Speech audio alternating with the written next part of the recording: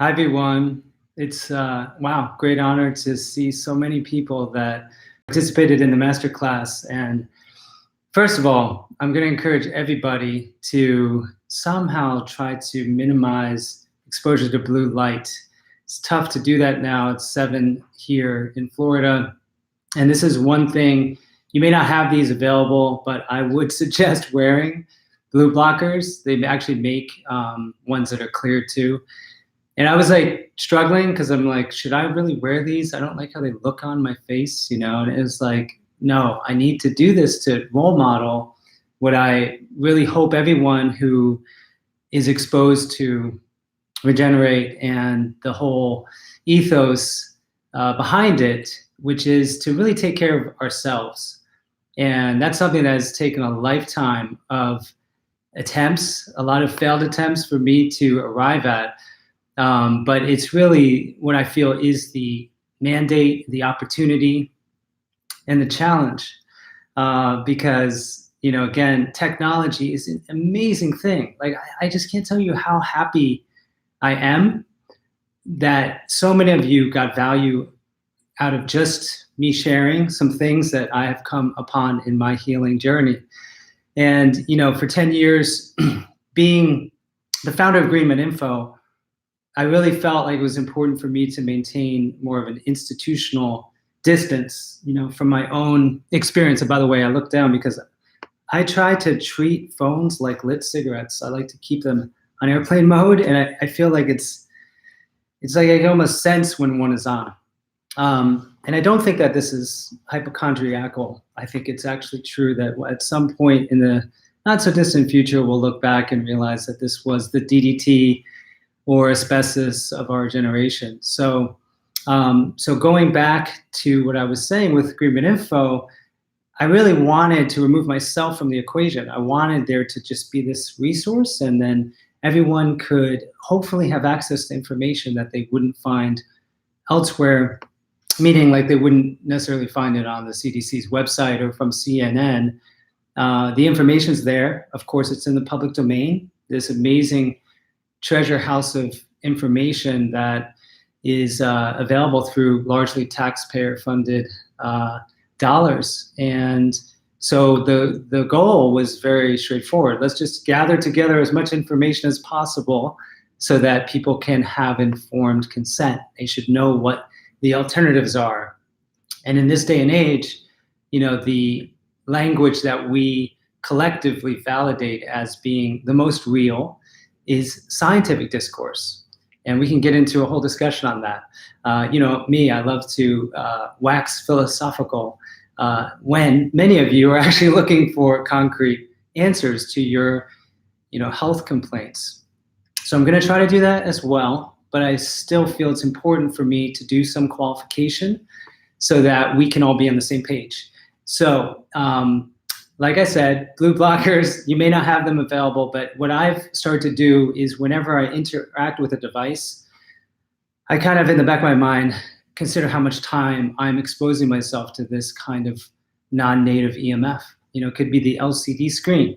See, that's one of the things is when I first created GreenMedInfo, it was back in 2007 really, that I started in my garage in front of a old school LCD, just copy pasting different studies, hoping that I could put them together in a way that would be of value. I started to, over the years, lose some of my eyesight, and I noticed it was really from LCD radiation. So again, I really hope that we can ride the razor's edge between using this amazing technology together to connect and to share and grow, as well as to make sure that we're balancing it out. So I went for a walk right before this, when I would have rather have been like kind of in the weeds, preparing specific answers to questions. I realized that for me, I have to find balance whenever I'm, using this technology. So I want you all to also look at that. Movement is, of course, essential. And in many ways, this is really the primary advocacy I have, which is not so much let's all eat the perfect amount of the perfect food. That would be what you might call orthorexia. I think that term is sometimes overused. I think that it's important. For example, people who are like myself, very aware of agrochemicals and GMOs and don't want to expose myself and especially my children to these compounds. I don't think there's anything wrong with being a bit neurotic when it comes to food quality. So, but when it comes to the basic principles that I would love to share with you that I feel will help you to really recapture access to that energy that I know and feel is within everyone's, ambit of experience, that you can have access to a type of energy that isn't just based on eating the right thing at the right time. And that's where movement comes in. As some of you have seen with Coach Shirazi, good friend and colleague, that's one of the basic principles he espouses, and I agree with him, is that if we're being aware and intentional about our bodies, we will end up getting great benefit. And it's beyond perhaps even what we can obtain through supplements and vitamins. So that's a big shift. With GreenMedInfo, I will say there's been the unintended adverse effect of the project is to potentially communicate to the public that the point is to just, take a natural pill for each ill. And that's definitely not the point. Yes, I think everyone should have an alternative, and that's what we're going to talk about. There's so many things I've learned over the years that people can take as alternatives for common complaints. It could be osteoarthritis, it could be IBS, it could be cataracts. There's such a massive array of natural interventions that, again, I've spent 10 years trying to index in a way on GreenMedInfo that will make it accessible. But that's also a mindset that I think we're moving into or away from. What I'm saying is that we are starting to understand that the very basic practices of moving our body intentionally, of breathing, of hydration, of regularity, of connection, I really am starting to understand better that this is the true medicine that we all need and we're all looking for. And it's really something that some of us have been deprived of it for so long. Let's say it's connection. Let's say we were born through a non-natural birth, say C-section, or say that we, our moms had epidurals, and Pitocin, and there wasn't that latching phenomena, and there wasn't that connection. Some of us are missing any sense that anything is missing. That's a phrase from my philosophy professor, Bruce Wilshire, that has always really struck me, is that there's some experience that I would say many would call spiritual, but I think is really just a baseline experience of health. And I love talking about this, is that the etymology or word origin of the word health connects to the word holy, it connects to the word whole.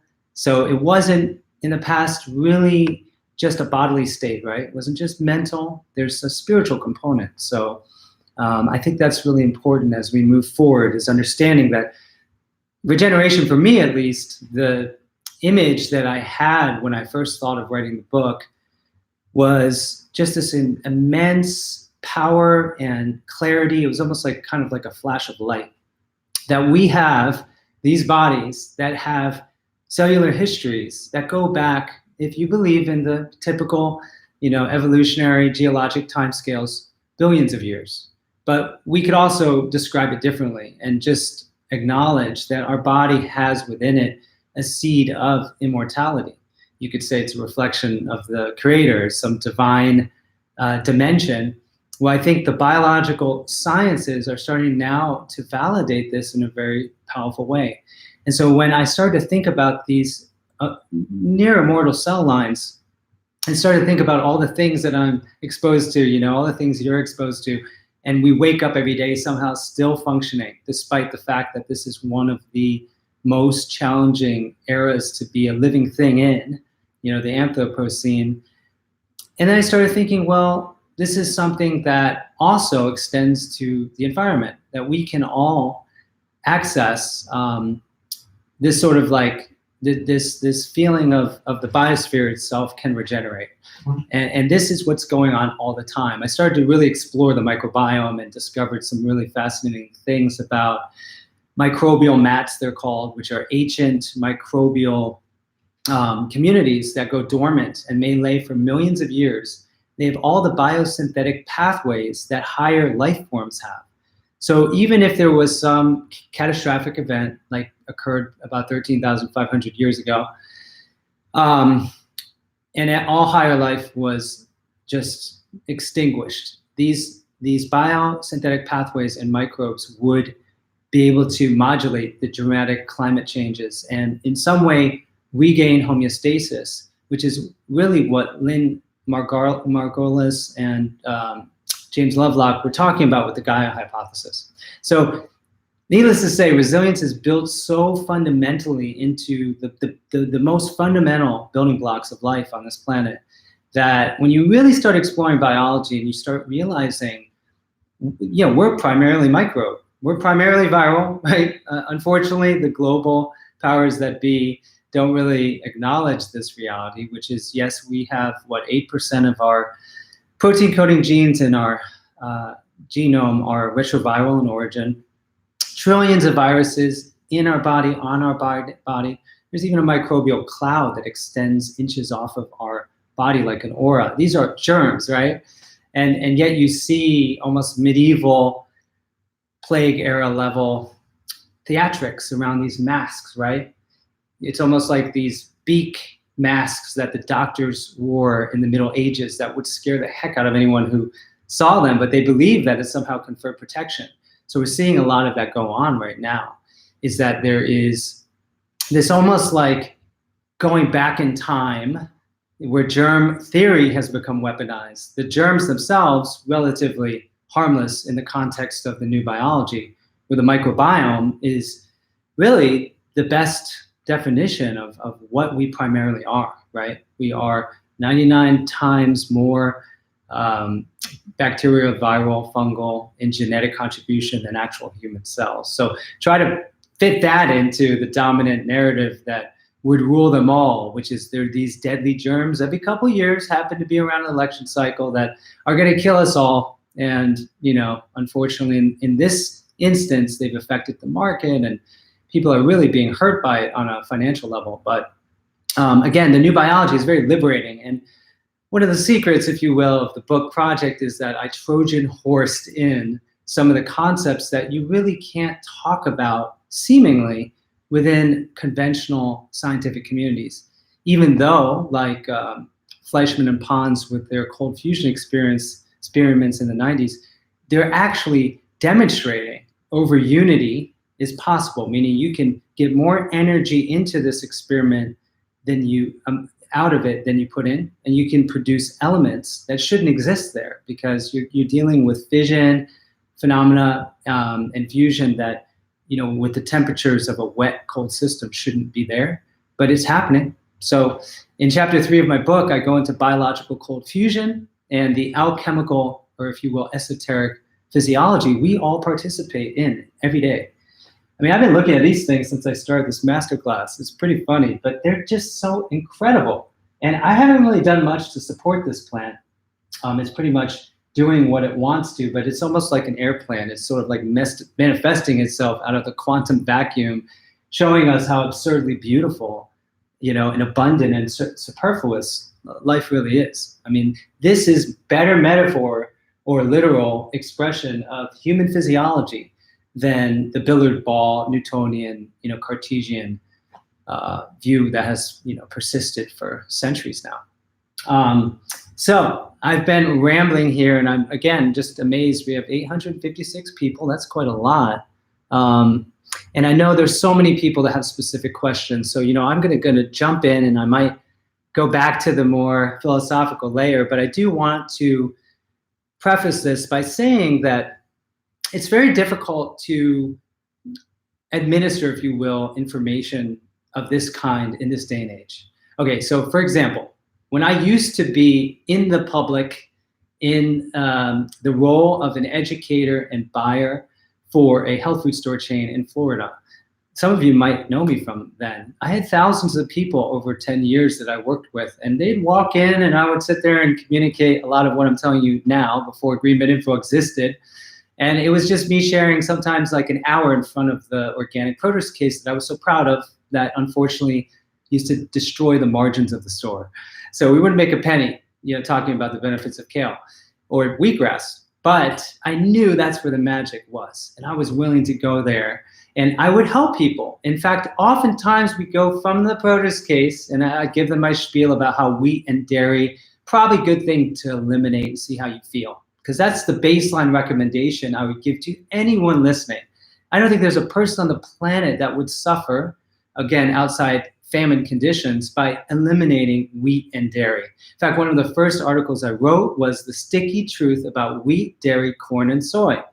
And the soy part's gonna be very interesting because I've spent many years plumbing the depths of the literature and really trying to piece together, is soy good, is it not? And that's very binaristic and black and white, and it's more nuanced than that, but I want to give you an answer at some point. Oh my gosh, 909 people, what an honor. So at that time, I would go ahead and give people this framework, and I was amazed by how many people, no matter what they were suffering from, they would see dramatic improvements. Okay, this was pretty regular, and that's what got me really thinking about it. That's when I went down the rabbit hole with The Dark Side of Wheat, which is an essay that's still available that really does propose that wheat is a species-specific intolerance. No one that's human should consume it. Again, I think now I've evolved to better understand the role of the microbiome to help us to adapt to foods that really probably we shouldn't consume. So I will say I'm more open than ever to allowing a greater range of foods, even quote allergens like that in. But the point I'm making is that, I would go eventually over to the supplement aisle because many people that come in the door, they just want to take something. There is a powerful effect, as you all know, called the placebo effect. It's so powerful that arguably it is the primary therapeutic explanation for conventional drugs having any positive effect at all. In fact, even the active placebo effect is when a drug, say, has a side effect and the person who is feeling these adverse effects is like, oh, I got the right, they're in the trial, they're like, I got the drug, so they get this boost of healing because they feel that they got the intended therapy, even though it's actually harming them. So the placebo effect. So what I'm saying is that supplements have this power that goes back, you can use all kinds of metaphors. I mean, it can go from the moment we received our first nourishment through the breast, is that we initially got what we needed from outside. And it was at the same moment, nutriment, it was genetic information, because exosomes we find through breast milk. It was thermic, it was heat, it was emotional. There's so many aspects to that first moment of nourishment, which is breastfeeding. If, again, we had a natural birth and we're lucky enough to experience that's so deeply inscribed into the human psyche and soul and biology. I, in fact, think it's part of the reason why homeopathics are therapeutic. If you think about it, they use lactose, which is not a placebo, because it brings you back to that moment when you first received lactose, which is when you came through the womb and you had your mother give you your breast milk. But the power of the placebo is so intense that so many people just want to be administered it through a new Eucharist, right? They want that wafer, be it CoQ10, or they want it to be, chaga, or they want something and they want someone to tell them this is going to heal them. Well, I'm here to tell you, yes, there's healing to be had, but I have to really communicate the truth, which is that I really feel that fundamentally we don't need that any longer. That is part of an older model, which, by the way, has a real shadow, because we have pharma, who's created a medical model where everyone is looking for these magic pills, even though most of them have about 75 adverse health effects listed on their inserts, one of which usually includes death. And this is literally what people are up in arms about if they can't get their prescriptions. Now, I get that most of us here have been on prescriptions. Many of us are probably still on them. And I'm not here to tell you to stop taking them, and I'm not here to tell you to take them. I'm just trying to provide a context, maybe even philosophically, for understanding what we're doing and why they may work in ways that we never considered. And I also want you to know that there's a danger here, which is that you might be convinced that I somehow know an answer that you yourself don't have. And I will say, and I can thank my wife, Kelly Brogan, who's amazing, right, for introducing me to this research, being a psychiatrist who is 100% dedicated to natural healing. she helped me understand some of the earlier studies done on children where they would be given the opportunity to use their intuition to figure out what it is they needed, and it would be incredibly accurate, that they would already intuitively know what they should or shouldn't eat. And when I started to look deeper into this, and I can thank Dr. Dan Hillis from Naples, who was a colleague of mine and someone that taught me a good amount, functional medical chiropractor, is that the mouth, theoretically, if you think about it, for the many hundreds of thousands, if not millions of years, that we didn't have nutrition labels and we were just trying to figure out what to eat so we wouldn't die, we would need to know, let's say this red berry, is this gonna kill me or is this gonna nourish me? And you need to know immediately, because by the time you swallowed it, it could be too late. So there's a large part of the cortical band, right, in the brain dedicated to the mouth. And that's why you see in the homunculi mapping, the neuroanatomical mapping, you see this little man with big lips, right, a big mouth, because so much is dedicated to helping you intuitively figure out what is good for you and what isn't. So what I'm trying to communicate to you is that what I ultimately want you to do is not so much look for the guru out there that has the answer for you, nor do I want you to wait around for the double-blind, placebo-controlled, multi-center trials, which will probably never happen for non-patented substances like foods. I want you to start getting in tune with what you already know, which I believe is vastly, vastly beyond anything that we've been told. And that's going to include the statement that you can heal your body so much more readily, rapidly, than anyone has ever explained. And it's not some grand conspiracy, although obviously some people profit and gain control when you don't know this. I think it's more just that we are all evolving together. We are all learning that actually we have ancient, survival mechanisms and ancient wisdom buried deep within us. So that's what I'm talking about when I'm also talking about using the mono diet of apples. And this is something I want to qualify because I don't want people to get this wrong, is that I don't want people in the heart of winter sitting there just consuming massive amounts of fruit, because even, from the context of your environment, it's not necessarily the best time of the year to be consuming a lot of fruit, right? It's cold, it's very yin, okay? But what the point of it is simplicity. That is the magic healing ingredient in this approach. And again, it could just be as simple as, instead of eating a regular breakfast, okay, one that might be habitual, you just have an organic apple instead. And if you think about it ahead of time, you don't even have to think about preparing for it, obviously. Now, some of you might adopt that and go a full day. When I first started doing this, it was amazing because it freed up so much time and space. I didn't even know what to do with myself, because I started to realize that this happened today, actually, because I was preparing by going a little raw. And by the way, I'm not a raw foodist. I just like to do this instead of fasting. And I think it just provides so much healing in that it helps you understand that a lot of what we do all day long is think about our next meal, think about, our Uber cart or whatever it is to deliver our food. We think about preparing, eating it with someone, cleaning it up, etc. Repeat, rinse. It's basically this huge amount of psychic real estate that's allocated to that realm of primarily habitual eating patterns, many of which conceal both emotional eating things, like things that when we feel uncomfortable, or say we've had a hard day and we go eat chocolate, that's self-medication. And there's something about it that's actually probably very wise and may benefit you profoundly. So you don't want to take that away. But this morning I was thinking, well, I kind of would love to go to downtown and go to this really cool little cafe, and just socially it made sense to me. And I was like, well, actually, I forgot them. I'm just eating apples today. And it just sort of reoriented myself to, I don't actually have to do anything. I'm just right here. And it's a very interesting phenomenon. So part of what I'm talking about here is when you start to relate to food and even your body's own energy requirements in a different way, you might start realizing that you'll get more intuitive. Like, you're gonna see what the difference is between real hunger and morbid hunger. So for example, if you start eating an apple, like say the first time you're hungry in the morning and you really like, wow, I'm hungry, eat an organic apple. You might be surprised. It may be hours before you're hungry again. And you may see that your relationship to food, especially certain foods, as we know, in the Western pattern diet, which generate insulin responses and also, obviously desensitize the receptors of the cells and generate this sort of neuroendocrine roller coaster.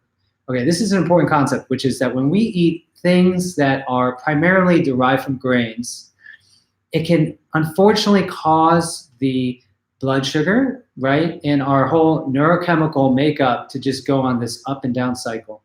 And that is what keeps us kind of enslaved to patterns and cravings that we associate with certain customs. It could be 3 meals a day. We just go ahead and do that, and our whole days revolves around it. What will happen when that evens out is that you should see that really there's a whole different way to live. And I think a lot of it actually has to do with movement. So for me, what I'll do sometimes, I'll wake up in the morning, and the first thing I do is I do an intentional movement practice. It could be a walk. In fact, after meeting Hamad, I started to realize, because he's helped me see that, walking is probably the most medicinal thing that you can do. When it's done intentionally, and a certain point is reached where you start to really feel the circulation, the lymphatic flow, and you start to get some I don't know if I like to use the word neurochemical any longer, but let's just say you start to feel good. And that's the point, is the most powerful pharmacopoeia on the planet is here. And again, the brain is actually part of the body, even though I think a lot of people think it's a separate thing. In fact, we know, of course, it's not immunologically privileged and sterile. It has a microbiome. It's got a lymphatic system. So it's part of our body. And so some of the hormones produced when you move in this way and neurotransmitters are going to produce feelings that we usually try to hack and gain homeostasis through our foods and beverages, of course, from teas to coffee to whatever it is, alcohol. It's a way for us to try to self-medicate and push down feelings that are really a treasure, a real treasure. Now, in this society, we're supposed to suppress them often. It's something that just becomes somaticized over time, and before you know it, you might end up with a case of osteoarthritis, and you're taking glucosamine for it, or you're taking an NSAID. It's not to say there isn't a biomedical layer to disease. There is, okay? So if you're eating a lot of wheat, there's something called wheat germ agglutinin, or wheat lectin, and it happens to have very specific target areas for the tissue called N-acetylglucosamine, which you find in your joints. That's not an accident. It's like lock and key. There is definitely a layer where, okay, you eat this, you're probably going to get some more inflammation. And it turns out that nightshades have a lot of that, like tomatoes, potatoes, eggplant, chili, tobacco.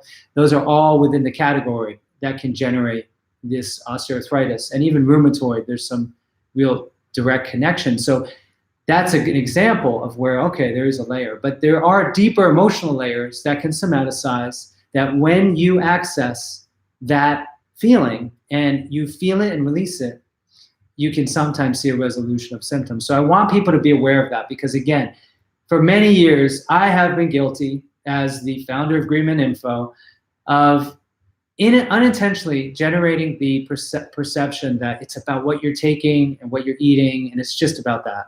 And that's really where we're moving from. There's a valid layer, okay? If there's for Fukushima, Chernobyl, and plutonium is released, I think there's a real harm there. And plutonium should really not be in our body.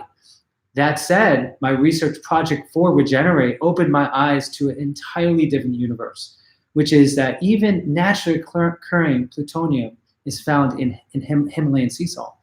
When I first found that out, I'm like, well, that's disappointing. Everyone's taking it, including myself. I thought it was great.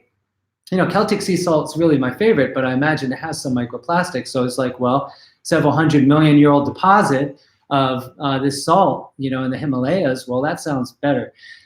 But then I started looking into this new biology and discovered research showing that bacteria are capable of transforming highly toxic radioisotopes into less toxic radioisotopes. That's a profound finding, and that's part of this whole low energy nuclear transformation phenomena, which is so controversial and so undermines the conventional view that on some level we're pretty screwed, basically. If you're exposed to these things, there's nothing you can do. Well, what I'm learning, and there's a Russian physicist, I reference his work in my book, that has gone and tried to explain, like on a quantum physics level, why it is possible for bacteria to transform highly toxic radioisotopes that have very long half-lives, hundreds of years, into radio isotopes that are easier to degrade. Now, it turns out our mitochondria are bacterial in origin, and if you look at it under a little microscope, you'll see they squiggle around just like bacteria. They're constantly basically still doing the same thing they did 8 billion years ago when they were outside of our cells. And then it turns out that some of the research on our mitochondria indicate that they act as a cyclotron, literally like a particle accelerator, and are able to transform certain types of energy into matter and transform elements into one another. Can you imagine that this has been hidden from us and that it's happening all the time? I mean, I like to say this, and I'm sure someone eventually is going to take issue with it, but this is apparently conventional science as far as cellular bioenergetics. But the inner mitochondrial membrane has a electric field potential of 30 million volts per meter, which is about as much energy as is discharged in a lightning bolt. That's one mitochondrion in trillions in the body. So if you do the math, what does that mean? Where's this energy coming from? Is it the food we're eating? Or is it that we are transducing energy from the quantum vacuum, which is in practical terms infinite energy? So that's kind of what we're talking about here. So if you think about that possibility, and excuse me if you see a unicorn prancing in the background, this new vision, biophysics-based vision, is really fascinating, because then does that mean we can heal radically from things that are considered completely incurable? I would imagine that it would speak to our ability to transform very toxic elements into less toxic ones, for example, or in some cases perform miracles. There are examples of people that have experienced regenerated hips. You know, this is stuff that it's an anomaly, right? So in the randomized double-blind placebo-controlled model of truth, the exception will never contribute to validating anything. You've got to get the majority. It's like de Tocqueville's tyranny of the majority to agree, and you need all these peers, right, to review it and to agree that, yeah, this is possible for most people. Otherwise, it's not valid. Okay, so that's the difference, is that we're not going to get the validation we need from the old model. But some of the research that's popped up, I will tell you, speaks to something absolutely incredible about the capacity your body has and my body has to generate profound health. So of course, I went off there in the clouds again. I'm sorry. I have a degree in philosophy, and had they not found these degrees for people like me, I'm sure I would have failed and dropped out of college, right? Because it allows the imagination to go wild. But that's where the truth sometimes lies, is in what we can imagine. So when it comes to osteoarthritis, again, because someone really wanted to get a good answer for this, it's a degenerative joint disease. And the joints suffer profoundly when we have certain nutritional deficiencies. We know that. Okay, so vitamin C, lysine, and proline, those two amino acids are essential. We don't necessarily get them very plentifully from a grain-based diet. They are found in animal foods. I'm not advocating that you have to consume animal foods to heal osteoarthritis, but I will say that if you go more towards the ancestral template, which for those who have been waiting for this answer, it's actually quite simple. It's very similar to what the paleo diet is based on, which is you're excluding those substances that basically popped out of the void during the agrarian revolution, which is that we, 5,000 years BC, started en masse consuming the grain or seed storage form of these grasses. These grasses, which don't bear fruit the way that fruit-bearing trees do, right? The ones that have all of that amazing information we need. The seed is there, and we're helping the plant disperse the seed by eating the fruit. And the plant's saying, hey, we want you to be healthy. You do this for us, we'll do this for you. That's the amazing pact that was struck. Then you have these grasses, okay, it's a different family. They're called monocots because they're one-leafed embryos. These fruit-bearing trees are the dicots, two-leafed embryos. Monocots have devised certain defenses because they don't want to be eaten the way that maybe a fruit does, because it doesn't benefit them directly. It may benefit them indirectly. So the grasses devised anti-nutrients. We know about phytate, for example, which actually has therapeutic value. So nothing is bad in this universe of understanding. However, it does contain certain compounds that can cause a lot of irritation. That's why when I started looking at wheat lectin, I was thinking, well, wheatgrass, that's got a lot of benefits, and I'll tell you why later. But it does have one downside, which it has a lot of this wheat lectin. Because as this wheat seed sprouts, it produces a very potentially irritating little, I call them invisible, really invisible thorns, basically. And they're designed to cause irritation in mammalian and insect bodies. In fact, the insects have this exoskeleton called chitin, basically, and chitin is itself composed of N-acetylglucosamine. So you see, it's designed to attach, irritate, interfere, and we have this same substance throughout our body, our connective tissue particularly. So in other words, certain foods don't want to be eaten by us as much as others. And so that's why the ancestral template excludes certain categories of foods, grains being number one on the list. But not just any grain, the grains that are gluten-containing. The gluten-containing grains are so amazing because they have this ability to get us hooked. They're basically drug-like, okay? So the gluten molecule isn't just one molecule. In fact, in the wheat proteome, when they analyze all the proteins found that wheat makes, it's 23,000. So it's not just one monolithic evil thing called gluten. There's 23,000 of these proteins, many of which have these disulfide bonds, which are like vulcanized rubber or human hair, very hard to break down. You burn it, sulfur, you smell it, but you can't really digest it, at least not without the help of bacteria. So the point I'm trying to make, because I realize I can go down rabbit holes, is that certain foods, the grains, but particularly gluten-containing grains, should probably not be eaten by most humans. And I would argue that they're one of the primary reasons why many people are ill. And it may not be just the intrinsic adverse effects of these foods. I mean, let's acknowledge it. They have starch, okay? We need starch that's got sugar. You know, our cells need sugar, okay? Even though there's alternative sources of energy, which we'll talk about, like, well, let me do it real quick. Water, melanin, chlorophyll, and the quantum vacuum. So actually there's a lot of sources of energy and information that come from places outside our food. So again, arguably, we do not need all the starch. In fact, the whole old food pyramid where the bottom was starch was pretty absurd, right? Because are we produced from starch? No, not really. I mean, we're primarily water, of course, and then we're fat and we're protein. That's pretty much what we're made from. So this whole fixation on starches has more to do with, I believe, an addictive quality, which has helped to organize society effectively. And when you think about grains, okay, when you're a hunter-gatherer, you can't store meat, for example, very long. You can bury it in the ground, it ferments maybe and eat it later. Grains became the first money. You could store nutritional value that would sustain people. They might not thrive. In fact, they might actually get a little sick and more docile, and you could control them better. And by the way, the Roman Empire was known as the wheat empire for a reason. They literally dominated the ancient world by converting the vanquished to the wheat economy.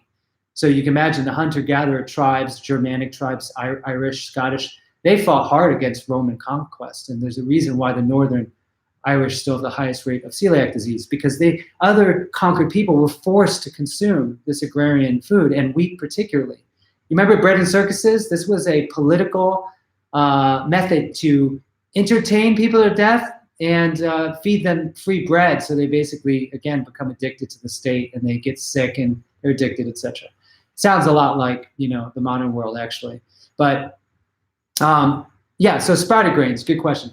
That's one of the things that I ended up doing, was writing an article calling out Ezekiel bread and sprouted grains, because technically when the grain sprouts, it does actually have lectin that accumulates at the tip of the grass as well as the root. But I will say, after this book, I've come to understand a different view of sprouted, even wheat berries. The gluten is pretty much removed, but you have what are known as apical and root meristematic cells in all sprouts. And this is something I'll just throw in there because I think you guys need to know something concrete. Do you want to support your health and regenerate? And this is how one way you do it. You eat sprouts. Make sure the water is good. Okay, so if you're buying them, it's filtered water. And these sprouts contain these meristematic cells, which have such an incredible abundance of healing energy that I'm pretty convinced that's one reason why people have experienced profound remissions of disease from a raw food diet. I do not advocate a raw food diet into perpetuity, but I will say that is one of the best possible ways to heal from certain conditions and reset your system and get in these living meristematic cells, which are plant stem cells that are responsible for, again, the relative immortality of plant life. There is a plant, Lomatia tasmanica in Tasmania, that it's been clonally reproducing for 46,500 years. It's still doing just fine. Those stem cells have been dividing for 46,500 years.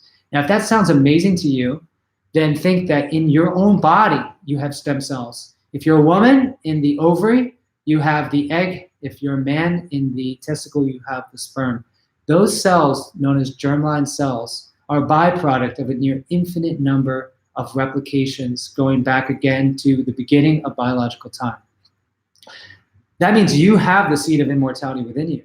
And that is the basic premise I'm trying to get through, is that even the most feared diseases of our time, cancer, heart disease, they're only the body's attempt to regenerate your body when it's harmed.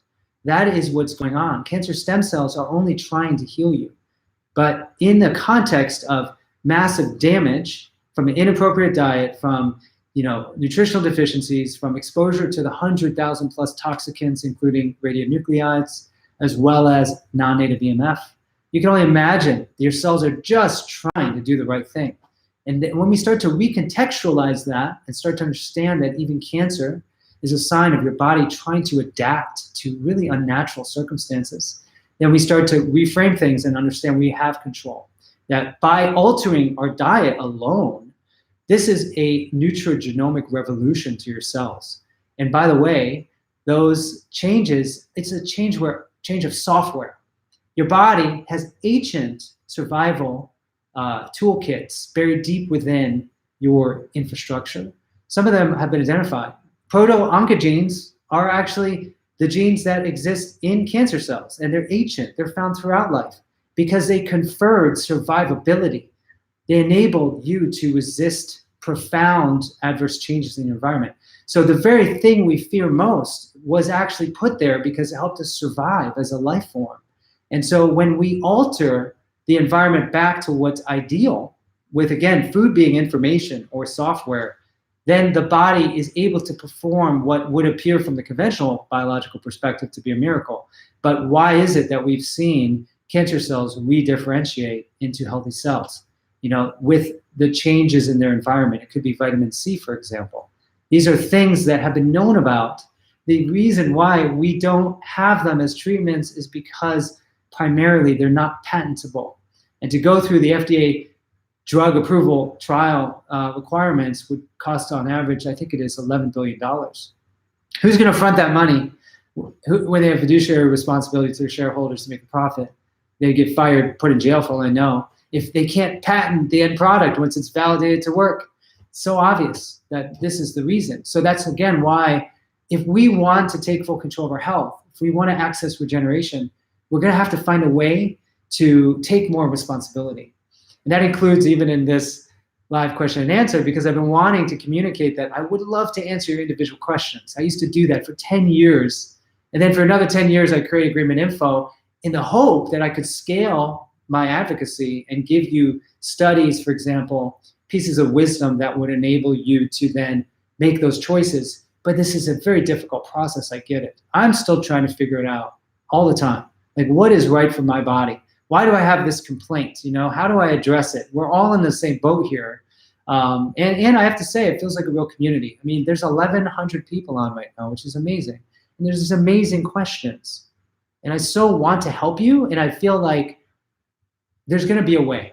So at the least, I will say now, my team and my own soul searching process and this amazing window of having your feedback. Because guys, I didn't expect necessarily that this was going to be so well received. I just haven't been on camera and shared directly, you know, again, since before I created GreenMedInfo. So clearly, this is valuable to people. And I recognize that to really be of service, we're going to have to find people that can individualize that help. And I don't know who they are. I mean, I'm encouraging you to be the one to take full control and responsibility, and to be patient, first of all, because we're working on creating a community that would enable us all to communicate, chat, share information, and then a library. So where, for example, I can go in and say, this is why phytoestrogens shouldn't be feared. And it might be a 10-minute module. And we'll have a learning library for those who, you know, are in this sort of with me. Because otherwise I literally have like 10 questions on the same topic, like, and it wasn't possible for me to go in and write. And to be completely candid, because of the response and my desire to give back and say thank you, like, for this incredible feedback, I was really humbled that I could be of service to you in this way. I spent way too much time in front of the computer, albeit with these glasses, trying to answer your questions, but I was starting to feel it affect my own health. So we have to find a way together to get the information to you in the right way. And I really feel, again, that it's going to be very simple. It's going to be getting back to understanding that every atom of your body, well, this isn't actually true anymore thanks to my book. See, even my own thoughts about what the body is have changed. But I was going to say every atom of your body is comprised of things you either ate, slaved on your body, breathed in, or drank. You know, that's at least the old physics view. I now know that our body manifests elements. And so that's why I say this is not absolutely true. Let's say in most cases. But that means that you have so much control over what you put into your mouth. We can't control what we see, what we breathe in half the time. But what we eat is the one point what we control. And remember, I think Kissinger said something like this a long time ago, maybe it was 71, that if we can control, you know, what people eat, the food, we can control the world, right? And so this is also a nexus for every political, every environmental, every financial, you know, reality is, you know, we vote with our fork.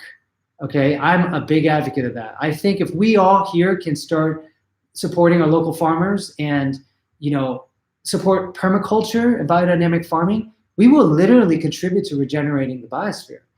By the way, that's essential, because some of the research I uncovered years ago on glyphosate is it's literally causing an extinction of certain essential food microorganisms of the lactobacilli species that are essential for culturing certain dairy products.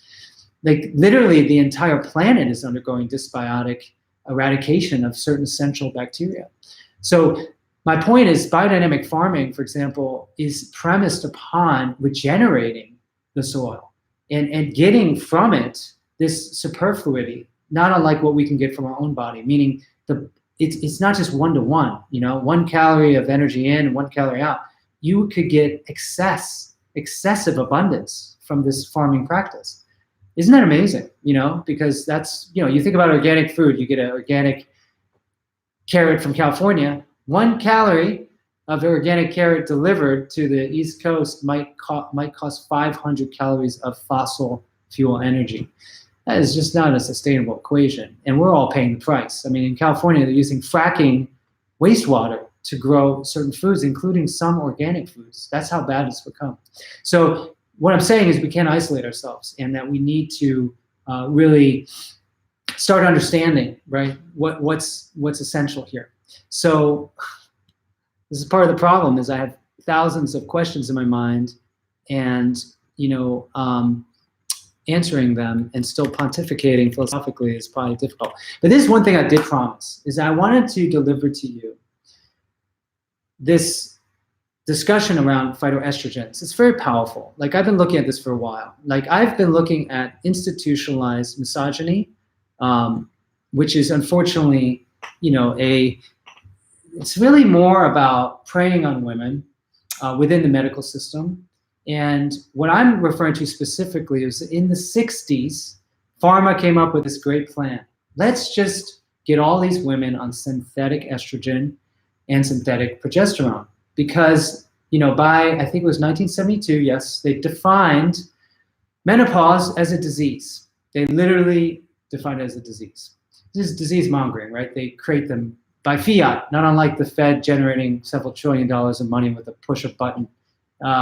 So they just generate these diseases out of nowhere. And they started to promote these estrogens as a solution to all the complaints that occur, including, aging itself. And again, aging is a disease, right? We have to treat it. We have some magic elixir. Talk about snake oil, right? This is the basis of pharma from the beginning.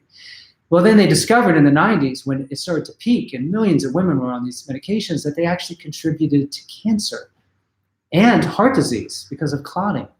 So they went ahead and they created a whole new, sort of focus, which, in large part dovetails with the beginning of Breast Cancer Awareness Month in '85, which was sponsored by AstraZeneca, a company that produces tamoxifen and Arimidex, two blockbuster, breast drugs. Tamoxifen being classified as a human carcinogen by the World Health Organization. So suddenly, guess what they do? They decide, estrogen causes cancer. You got to avoid it. In fact, that's why they would do this histology. They would do the biopsies, and they would test certain samples of suspicious findings, which we now know X-ray mammography is terrible because it shows as suspicious and problematic what are natural variations in breast morphology, like DCIS. Over 1.3 million women were treated for breast cancer who had DCIS, and now the National Cancer Institute says it's not cancer. So that's a whole nother, unfortunate situation. But needless to say, they shifted gears to estrogen is bad. So when they do the analysis of the cancer cell, they find an estrogen receptor. And guess what they say when they find one? It's estrogen receptor positive. Now, doesn't that make you think that it's causing cancer? Oh, it's an estrogen receptor, it's going to cause cancer. No, that's not true. In fact, triple negative is so dangerous because you don't have an estrogen receptor or a progesterone receptor. So because you can't treat it anymore. What I mean by that is tamoxifen is an estrogen blocker. Arimidex is an estrogen blocker. So the way they work, it's premised on them blocking estrogen because, again, remember, estrogen is cancerous thanks to pharma when they were telling women that menopause is a disease. So it's created this whole mythology. And what it's done essentially is make people fear the term estrogen, which, by the way, endogenously produced estrogen is essential for well-being and health and bone density and libido and all the things we need to have. Because guess what? Nature/God put it there. So that's a profound concept, right? So then we get into the problem with soy and other phytoestrogens. And there are hundreds of phytoestrogens, just so you know. Yes, soy, when designed to basically be sprayed with Roundup, which is a carcinogen. In fact, it's a estrogen mimicking carcinogen in the parts per trillion range. Bad idea. So yes, I would imagine some studies that took that kind of soy, which has its own issues because of all the genetic modification of the proteins, would have an estrogenic compound from agrochemicals that could contribute to cancer. So there's probably a very legitimate reason why some people are up in arms about soy. And there's other things about soy that aren't so good, right? They have enzyme blockers, protease inhibitors, for example. So if you're an animal, you're trying to break it down with your protein, pancreatin, you're going to have maybe some challenges. Well, guess what? There's a whole category of oncology medications called protease inhibitors because actually they tend to target cancer, which is constantly growing quickly. So it has a lot of protease activity. So nothing is bad intrinsically, is first of all, one thing that we should understand. The second now is that The plants co-evolved with our bodies, or we could say it differently. If we believe in a Garden of Eden, or we were manifested through some type of, creative event, they coexisted. The plants coexist with our bodies. There's a reason why. And the phytoestrogens, generally speaking, bind to receptors for estrogen in cells in our body that are hormone sensitive. Could be prostate, could be breast. And in doing so, they stimulate the receptor mildly. It's not like taking estradiol. It's not like taking synthetic estrogen, which has extremely potent effects to the point where it can kill you, right? That's the whole point. It can cause cancer. It can actually cause heart disease. So by binding to the receptor, it also is able to block out the endogenous, powerful, potent estrogens we produce, and the exogenous ones that are throughout our environment now. I mean, even nanoparticle aluminum is estrogenic. So we have all these synthetic exogenous estrogens that are constantly in our bodies now. Well, one of the benefits of these phytoestrogens is they, again, were designed to be able to bind to those receptors and are able to block out excessive. So there's an adaptogenic quality. That is what I would like to communicate. And now I wouldn't be such an advocate of phytoestrogens if it weren't for the fact that the literature that's accumulated is so compelling. Like I went into my project, GreenMedInfo, thinking soy was the devil, basically. I wrote that article, right? The sticky truth about, corn, soy, and wheat. And now I think differently. So my point is this, is you don't want to consume it by, chugging gallons of soy milk or eating big blocks of tofu. There's fermentation involved too, by the way. Some of the hormones that are found within soy, they're called isoflavones. When they are microbially activated and transformed, they become different. So genistein is a fermented form of genistein. Datzine, a fermented form of datzin. Glycetine is a fermented version of glycetine. And these compounds, genistein specifically, when they compare, at least in the animal model, there probably won't be a human study anytime soon because of the price, is equal potent to synthetic estrogen, to the type of terrible bone drug known as bisphosphonates, like Fosamax boniva, that kills osteoclasts. And then, of course, the other one, which is the selective estrogen receptor modulator drug, which is, I forgot the name. Needless to say, those SERMs, selective estrogen receptor modulators, the way pharma got this concept was through plants. Plants have selectivity. They have intelligence. There's a dialogue that occurs between the body and the plant compound that is as old as time itself. I put my faith in that. I don't put it in pharma. And so when pharma creates these nightmare products inadvertently and then tries to cover up the mess, creating a new franchise, we have to be very critical and look at the history, because it didn't end there, guys. It got even worse because they decided in the mid-90s, in the World Health Organization, they took the DEXA manufacturers and the bone drug manufacturers and they said, you know what, we're going to create a new disease called osteopenia and osteoporosis, defined by comparing all the women and men on the planet's bone mineral density to a 25 or 30-year-old woman at peak bone mass. You could be 120 and we don't care. You should have the bones of a 25-year-old. If you don't, and there's a standard deviation of 1 to 2.5 for osteoporosis, then you have a disease and you better be scared, because if you don't make your bones dense soon, take massive megadoses of inorganic calcium or take this bone-destroying drug called Fosamax, which kills the osteoclasts in your bone, the bones that clear bad bones so new bone gets built up, then you're in big trouble. This has been going on since time itself. This is unfortunate, and we need to educate ourselves. So what I want people to do is back away from the view that aging is disease. In fact, in my book, I talk about senescence, which is cell aging, and how it confers certain survival advantages at some time because it can prevent cancer from forming. So everything we consider bad actually has potential benefit. And it's this thinking, black and white thinking we need to have, right? Cancer is always bad, right? You have to cut it out no matter of whether it's going to grow or not, like zero-stage cancer. This part of my book, by the way, is the most extensive. It's was in a way a mini book. So I did this so that over 10 years of advocacy, you could just pretty much have it in one place. don't have to read all the different articles on Greenmed Info, and just go ahead and share it with people who might not know, that this is the truth, that our body does heal itself, can heal itself, and much of what we think is cancer is a byproduct of overdiagnosis and misunderstanding at the very least. Okay, hopefully that helped. So I'm not saying all phytoestrogens at all doses for all people is beneficial. And I'm not saying there aren't cases where phytoestrogens for some people may contribute even to further estrogen dominance. But the general research that I have found and my understanding of the topic is that you are not to fear flaxseed. You are to embrace it. And especially when it comes to breast cancer risk, if you need research on that, go to GreenMed Info. There's amazing research on it, reducing breast cancer recurrence, as well as mortality from cancer, and even prostate cancer research where they give flaxseed-containing muffins and they literally watch the prostate growth shrink.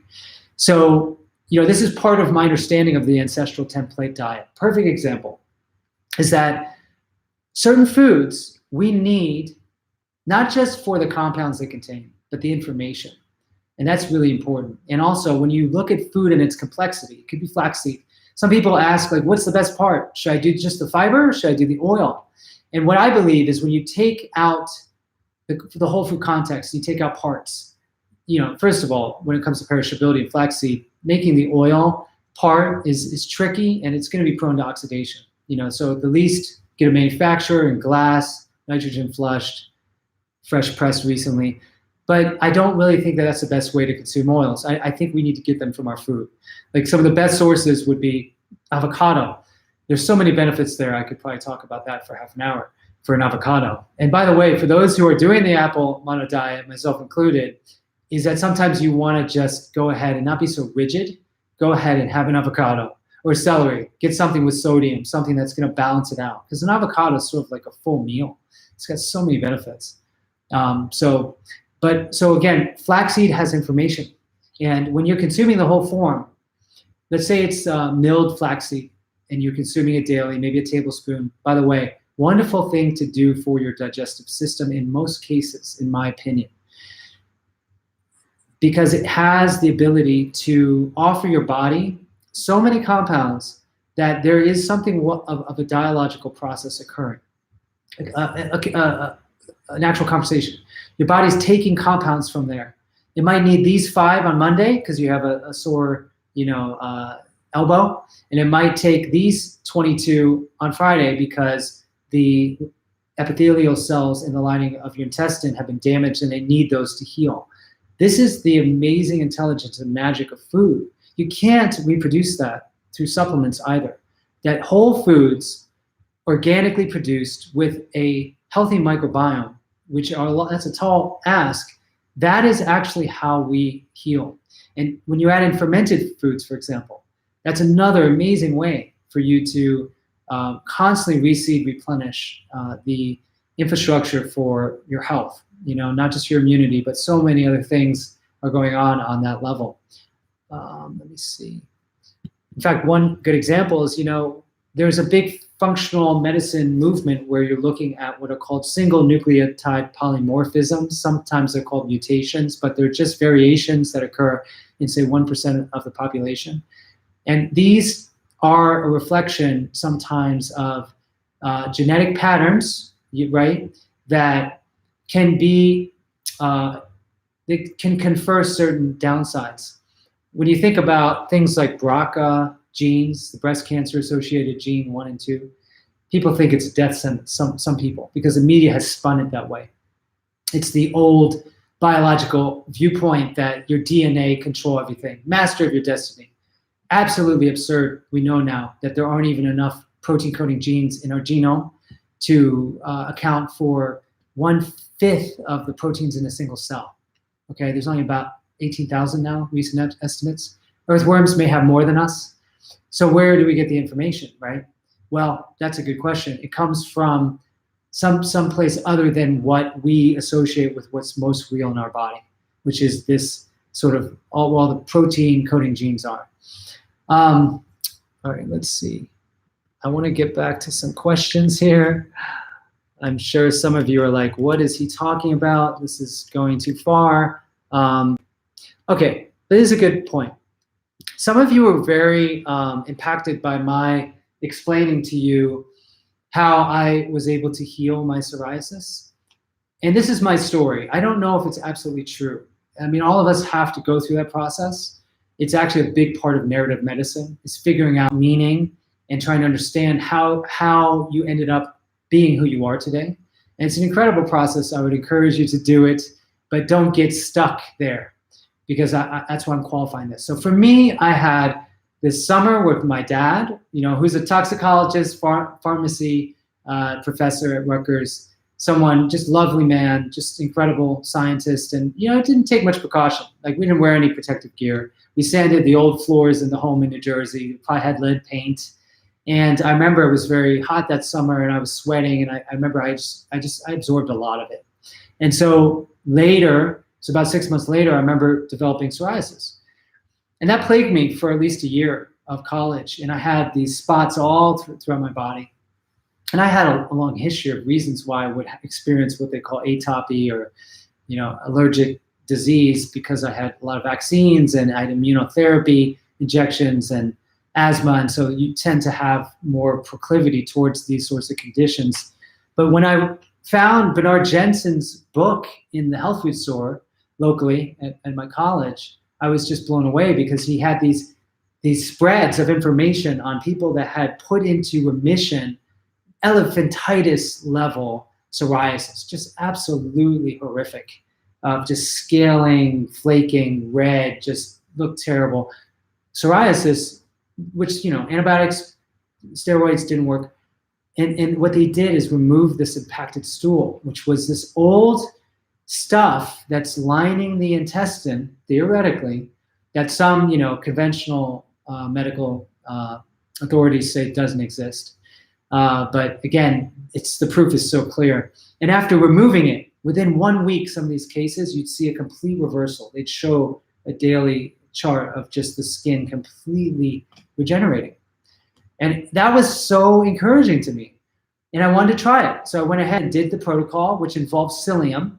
Now, psyllium is one of those fibers that will absorb, it's 50 times its weight in water. So you take a tablespoon and imagine 50 tablespoons worth of volume.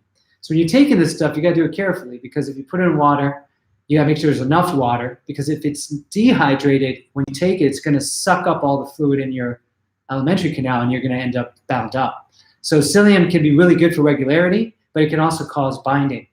And that's part of what this protocol does, because you throw in bentonite clay, and then together, what happens over time is that it will start pulling out some of this old impacted stool. And since the clay is like gray, light gray, you can actually see some of it come out.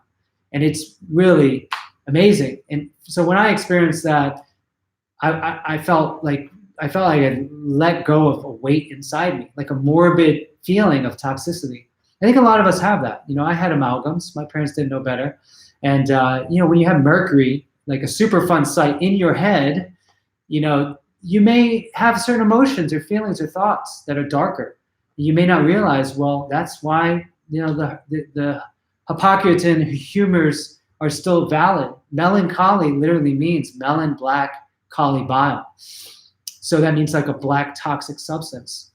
So I remember when I started experimenting with these protocols, removing this black stuff, including taking silymarin, milk thistle. Oh my Lord, it was amazing. I think my liver was deeply challenged. It was very heavy, a big toxicant burden. I felt a joy, like I felt an energy and joy that is just remarkable. I lived a very conventional toxic life, from 6 months of age till 17 when I started to experiment with this stuff.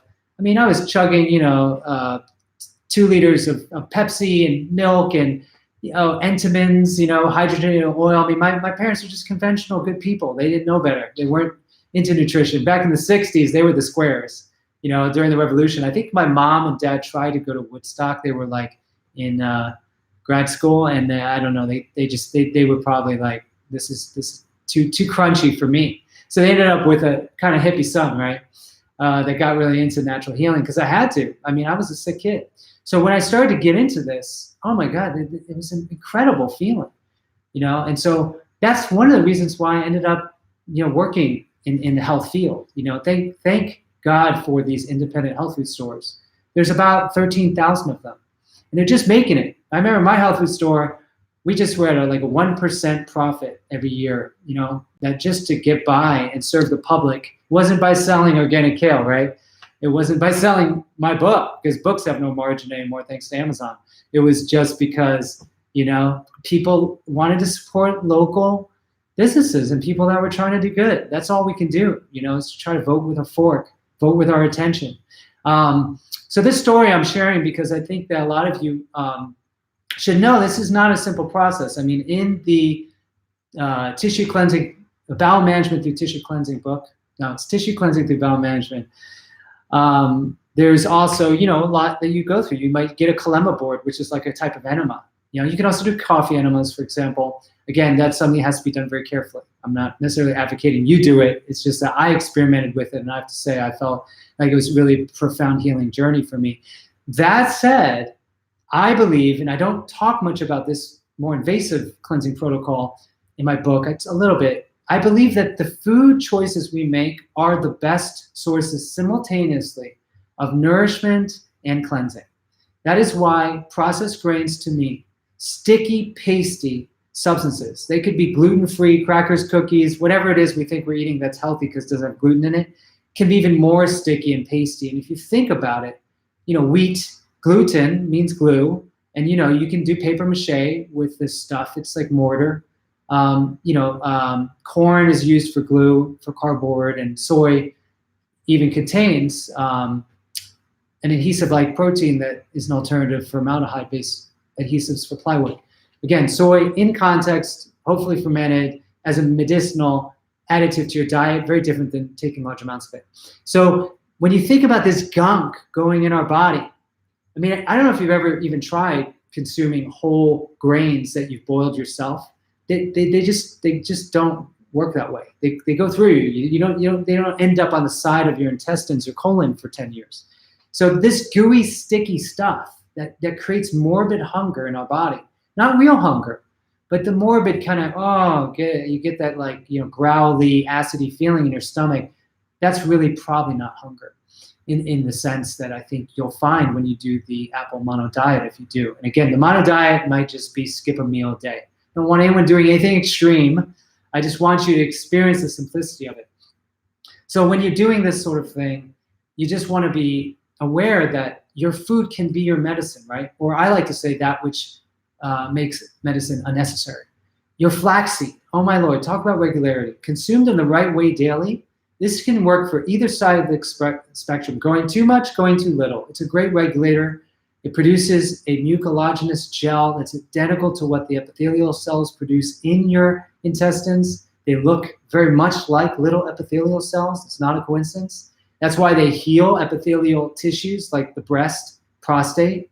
I mean, it's amazing. When you really understand the poetry and look at it of foods and what they heal, you start to realize this isn't magical thinking. This is something about, I believe, actually the microRNAs are the explanation technically of how the genetic information is transferred to create this poetry. But you don't need to know. You don't need to know these details. It's just amazing. You just want to embrace it. So your food, here's one example. Don't get it from a can if you can help it, but I'll tell you, it's kind of hard to get organic papaya fresh. It's almost like an avocado. It will go quickly. When I first discovered papaya, I can't tell you how amazed I was. It was the most regularity producing, easeful, healing substance I've probably ever consumed. And I did research on this recently because I started to reintroduce it into my regimen. I was just amazed by how good it helped me feel. It has peptidases or protein digesting enzymes that can break down gluten and casein. So I think that some of you who do eat wheat or cow's milk, okay, that's cheese especially. Remember the milk mustache, the Got Milk campaign. That's casein. That's Elmer the cow. That's the stuff we can't break down effectively. So we need to often recruit the help of these putrefying bacteria, which is unfortunately why cow's milk creates quite a lot of halitosis for individuals. But papaya is one of the most healing and nourishing foods on the planet. In fact, I don't talk about it enough in my book. That's why I'm glad we're here having this discussion. So this would be an example of when you consume a fresh organic papaya, just see what happens the next day. And it's amazing how easeful your elimination is. And also consider that vitamin A, this is the way we want to take it. It will help to stimulate regeneration of epithelial cells. So there's so much here. Now, of course, there are those who have vitamin A overload, and there is a real vitamin A toxicity issue, which my colleague John Schott here from Miami, amazing practitioner, has helped me understand. But there is more benefit to it than harm. I wouldn't be afraid of it. So I would want people to understand that. Now, if you think about the other foods I brought with me today, this is, by the way, like a watermelon. It's just not sweet. For those who want the ultimate source of biological water, celery is amazing, and thanks to Anthony Williams, it's constantly sold out. He's given celery amazing props, that's for sure. But the cucumber, the lowly cucumber, has one of the most amazing, soothing, cooling effects. I want to eat it right now because I'm in these artificial lights and I'm in Florida and it's warm. But this is biological water par excellence. This is the type of thing that will heal your body, and again, the intestinal lining, nourish and detoxify simultaneously. Now, when it comes to apple, I've talked a lot about it. This was used to save the lives of tens of thousands of children after Chernobyl because of the ability of pectin specifically to bind to these highly toxic elements like cesium, uranium, etc. So when you're consuming an apple, talk about insurance for the modern times. And this is just one of, I could probably talk about an apple for an hour about its benefits. I mean, we can go into the polyphenols, we can go into the fiber, the color, we can go into the dissolved oxygen, the biological water, the meristematic cells. This is really medicine on the deepest level. That's why an apple a day does keep a doctor away. I mean, you can literally throw it at a doctor if they're coming at you with a vaccine, as a joke, kind of. But this is the ultimate healing food, in my opinion. Well, I mean, honestly, there is no ultimate healing food, but the point is it is one of many. This is literally the sun. Does it see any resemblance? It's pretty amazing, isn't it? I mean, you look at the compound here, has D-limonene in the actual rind, which is used, by the way, to treat fire ants. It's that powerful. It's also used to treat H. pylori infection. It's that potent antimicrobial. So you have this protective coat. Now, you shouldn't be eating it, again, outside of like a very careful sort of medical health practitioner oversight. But I love this as an example. Again, when you think about the way that the fiber is keeping all the contents in there, and when you consider how it would be delivered to your cells when you eat it whole, this is not going to be obtained through vitamin C supplements, right? It's going to be obtained only through food. And there's so many compounds here that are incredible, not to mention the software. The thing about the orange, because I like to talk about pomegranate, and I like to talk about berries, because in the animal model, which again is going to really turn a lot of you off for good reasons, because this is vivisection based, they take out the ovaries of the female animal and they end up with hormone insufficiency, right? The very thing that Farmer was saying that they had the cure for. If you give animals fruits, could be plum, could be pomegranate, could be orange, it's as if you haven't taken the ovary out.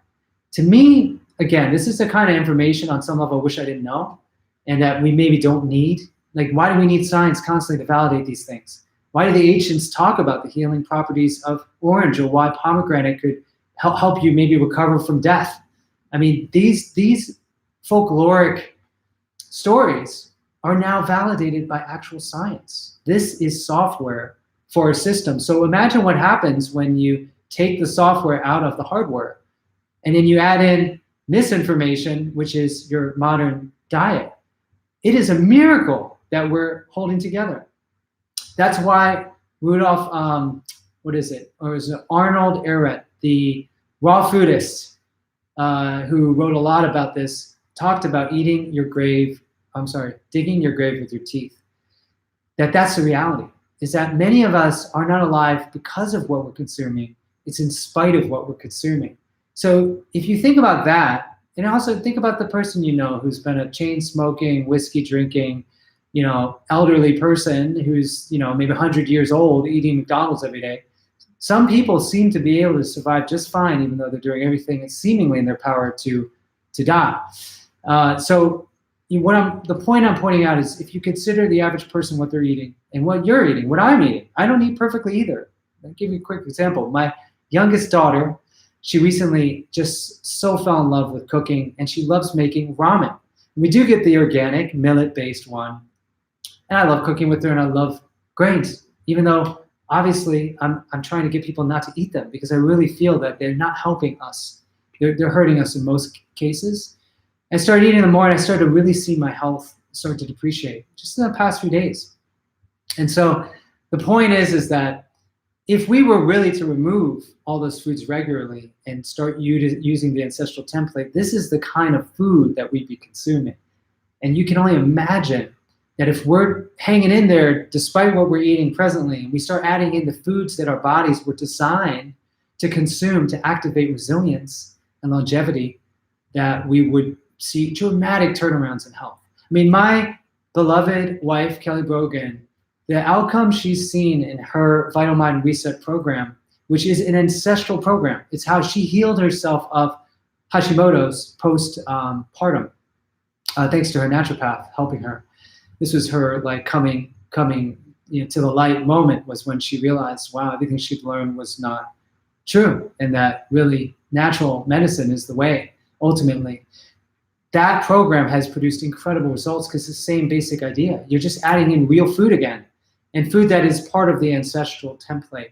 The generic one being, again, let's just go back in time. Go back to the Garden of Eden, if you prefer. There's a fruit tree there, okay? And then even in the Bible, it talks about how eating bread is a punishment. So let's go back to those ancient ways of consuming. That is what our body thrives in, is that environment. Now we can adjust it, and many of us have adapted to consuming grains, and there are better ones than gluten-containing ones. You have your millets and you have your oats, for example, and some of these grains have benefits. Oats actually is the one grain that I've done extensive research on showing can reverse intestinal permeability and help heal it. So there are exceptions, but they're not going to be right for everyone. So when we go back and we start adding in these foods, our body starts to download the information, the software, if you will, that it needed and got us here. So you can only imagine the types of recoveries that can occur when we go back in time to the present by consuming things that seem so simple. I mean, really, I see oranges often. I'm like, I really just don't want to take the effort to eat it because I'm so used to eating these other things that I'm inured to. But this is really where the healing is. And I want everyone to know that, because a lot of you left questions and comments about really serious conditions.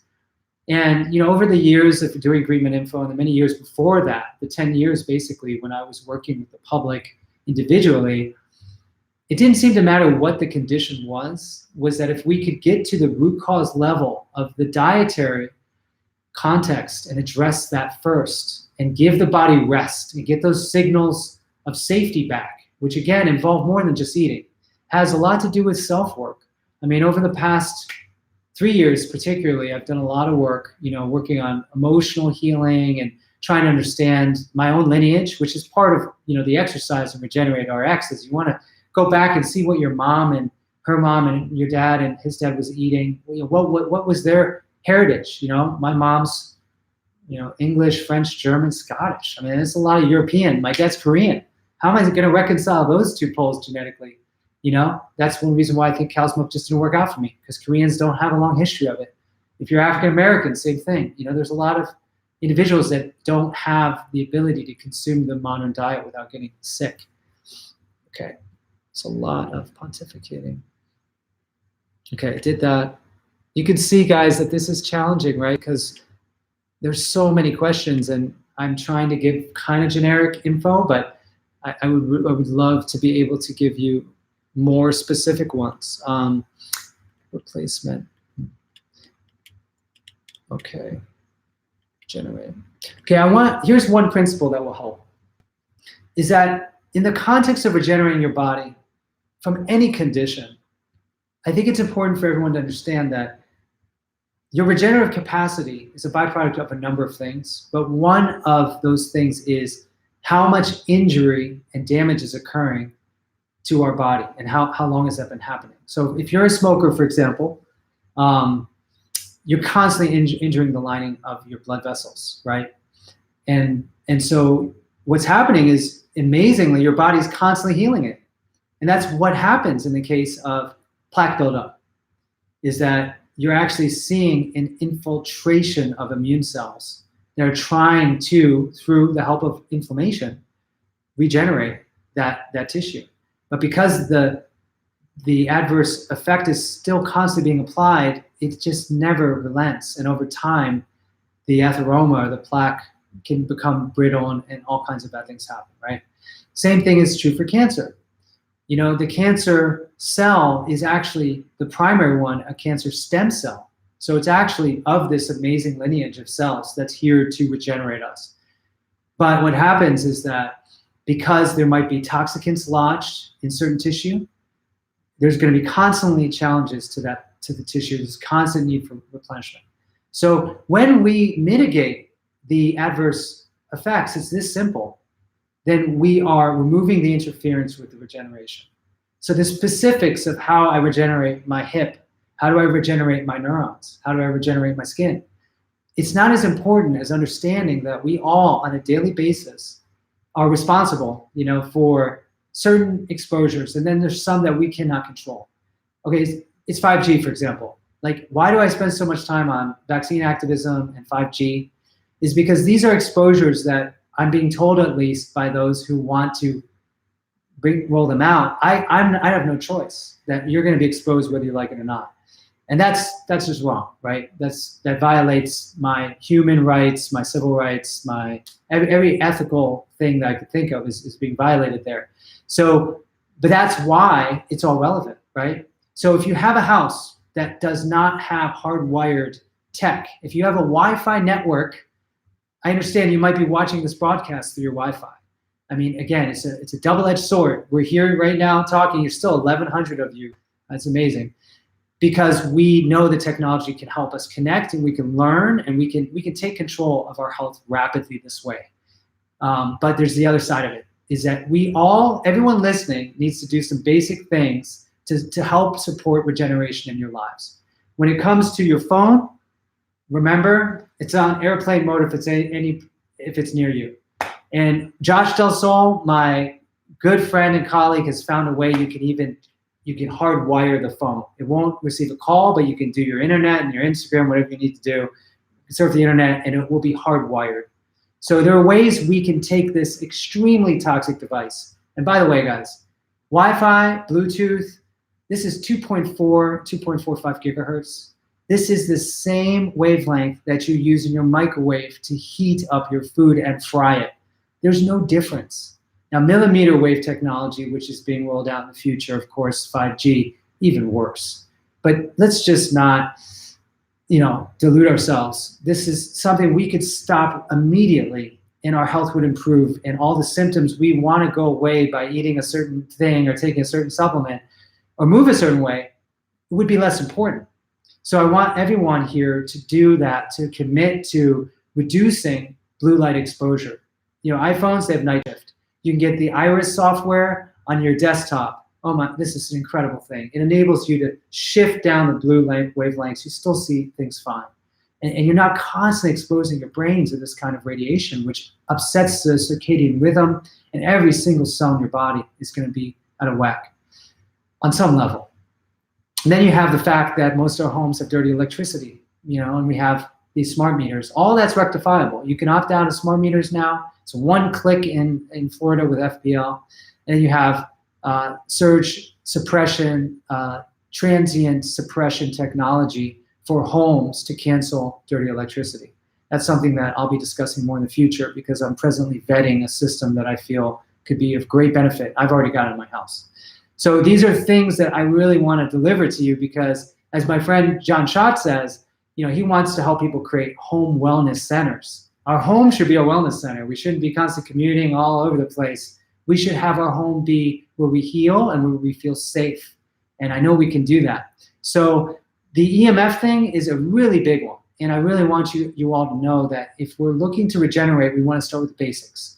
You eliminate the most obvious causes of biological harm.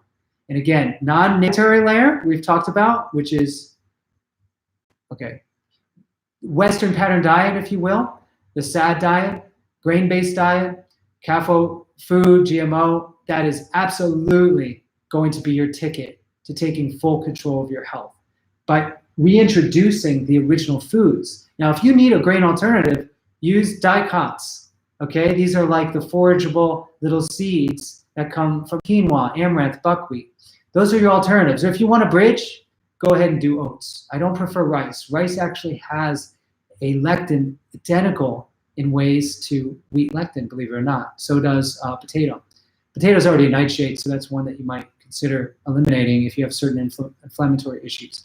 So you have these bridges, and if you really need a grain, go with oats. You know, if you want to transition, if you don't want to ditch the cow's milk and the cheese, I get it, but I'm sorry to tell you that no matter who you are, unless you're eating A2 milk that is, you know, farm, you know, it's from the local farmer's market, and it's like all natural and it's cultured and all the perfect thing that it can be, it's still going to have bovine exosomes, which are going to send signals to your body that you're a baby cow.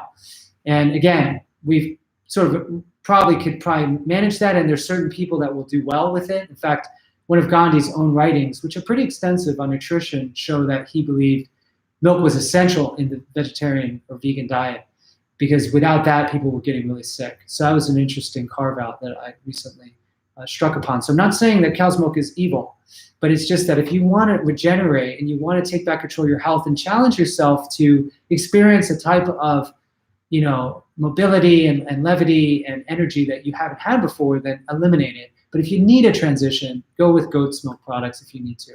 There's something about the universal foster milk that I've come to appreciate, because I used to work at a birth center and I worked with children who were deeply intolerant to cow's milk, and you could transition them to goat products relatively well, closest thing to human breast milk that I know.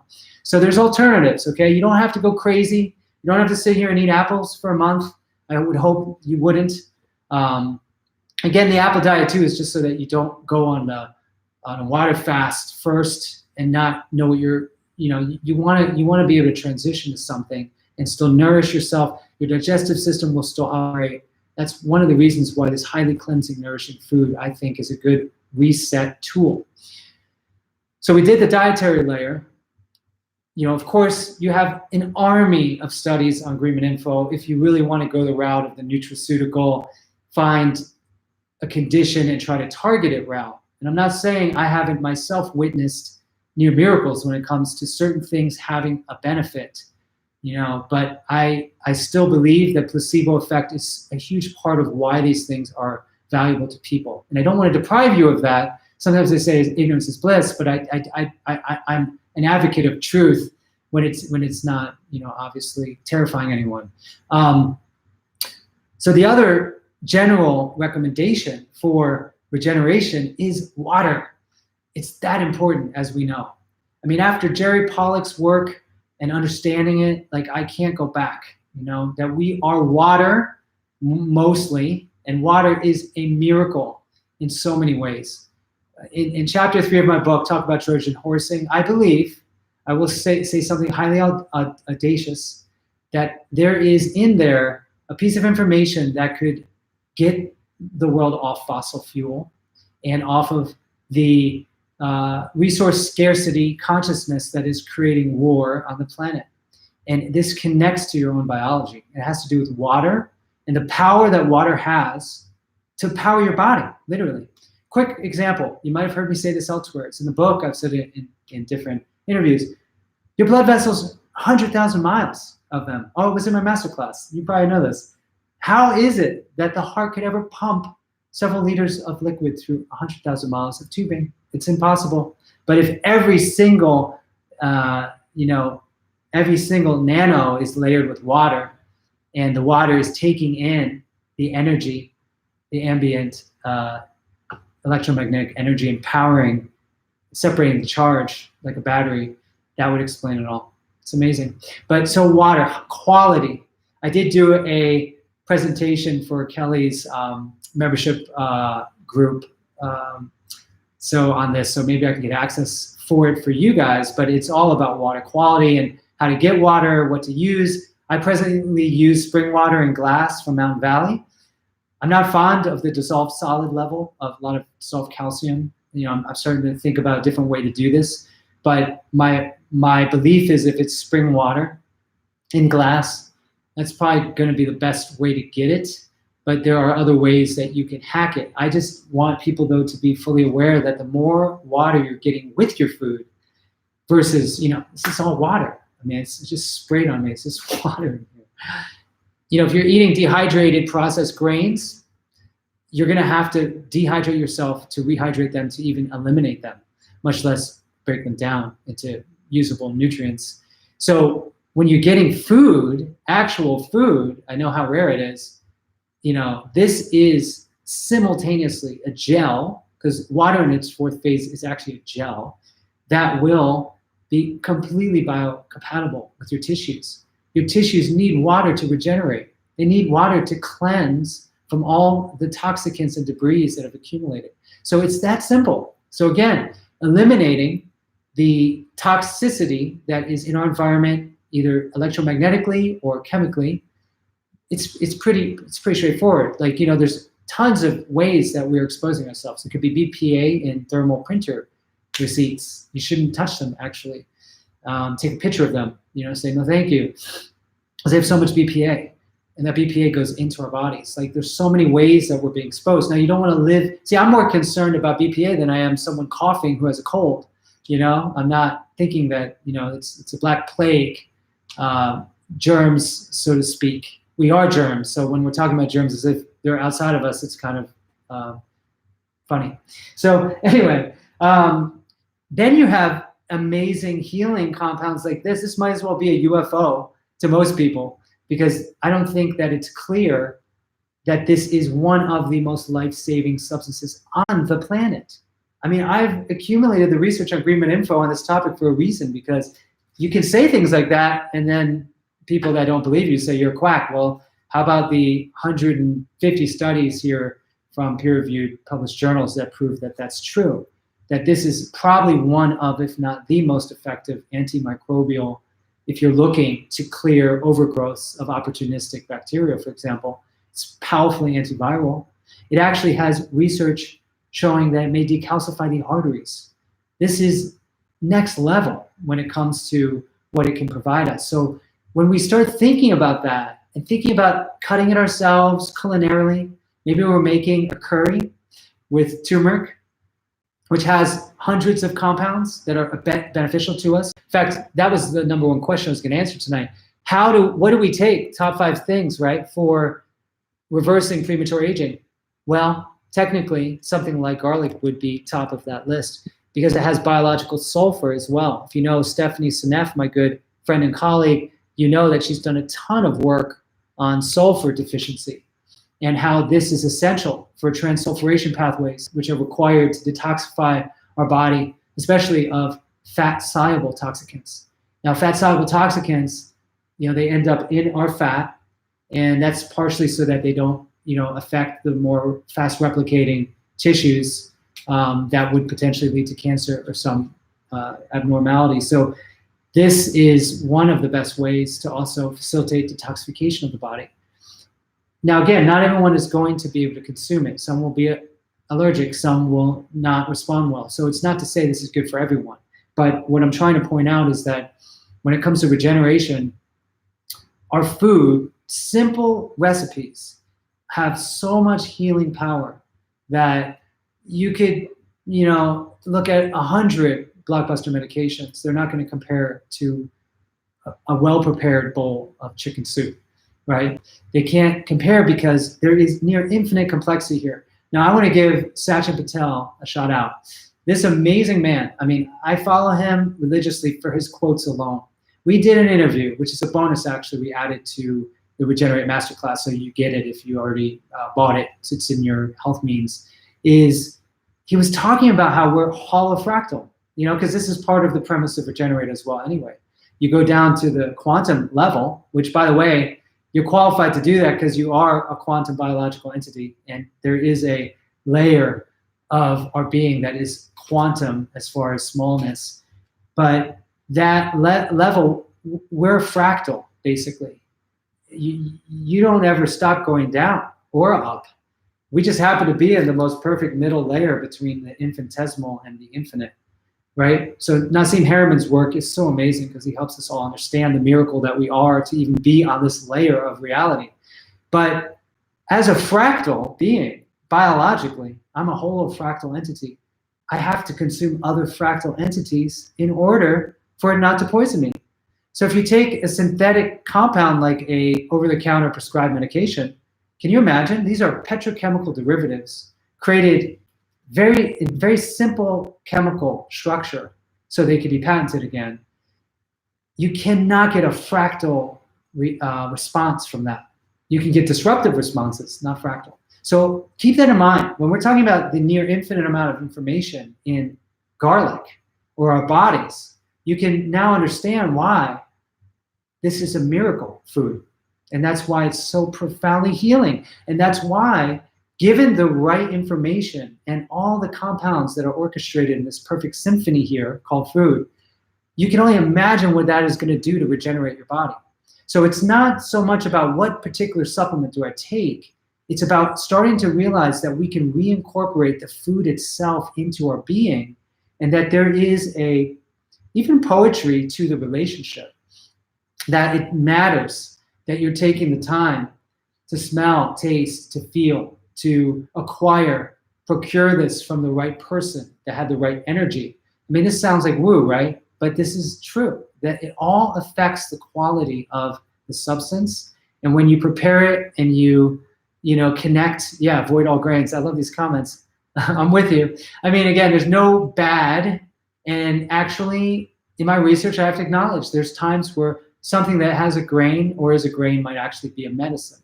But, on the other side of it, generally speaking, yes, we want there to be. So I hope I'm communicating that to you, because there's so many people with particular questions. And I don't want to underemphasize the power, which is just eating according to an ancestral template. And I want people to understand that, yes, biologically speaking, there is a deep history behind who we are, and that we've been consuming forageable things since the beginning of time.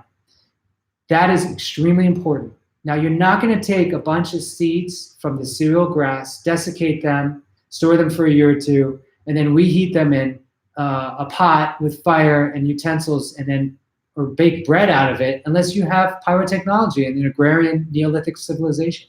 Now, I do believe in a pre-catastrophe civilization, or civilizations, by the way. So I don't believe that the Fertile Crescent was the first time we had agriculture. But I do believe more ancient and far more evolved technologically and spiritually and ethically societies of that time consume grains differently. They wouldn't have hybridized the grain to manipulate the public consuming them into being docile or controllable. That's the whole wheat empire concept of Western civilization that I love expounding on, because it's like endoparasitism.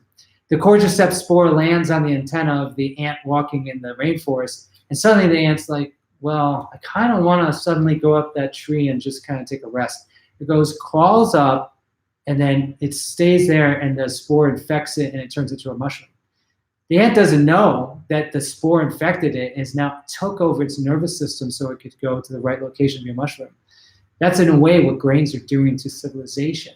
That's what the GMO agenda has done. We have taken the arable surface of this planet and we've destroyed most of the biodiversity so we could plant these bar-coded proprietary death plants, right? Where they were literally going to put the Terminator gene in, which prevented it from reproducing, so they can control the seeds every year, and spray everything we can with these deadly biocides.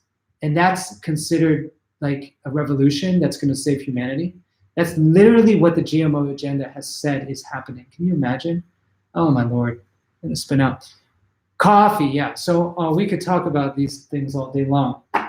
Admittedly, I'm a coffee drinker. This was a bone of contention, if you will, with Kelly and I, because in her VMR reset, she was a heavy coffee drinker before she learned to heal herself of Hashimoto's.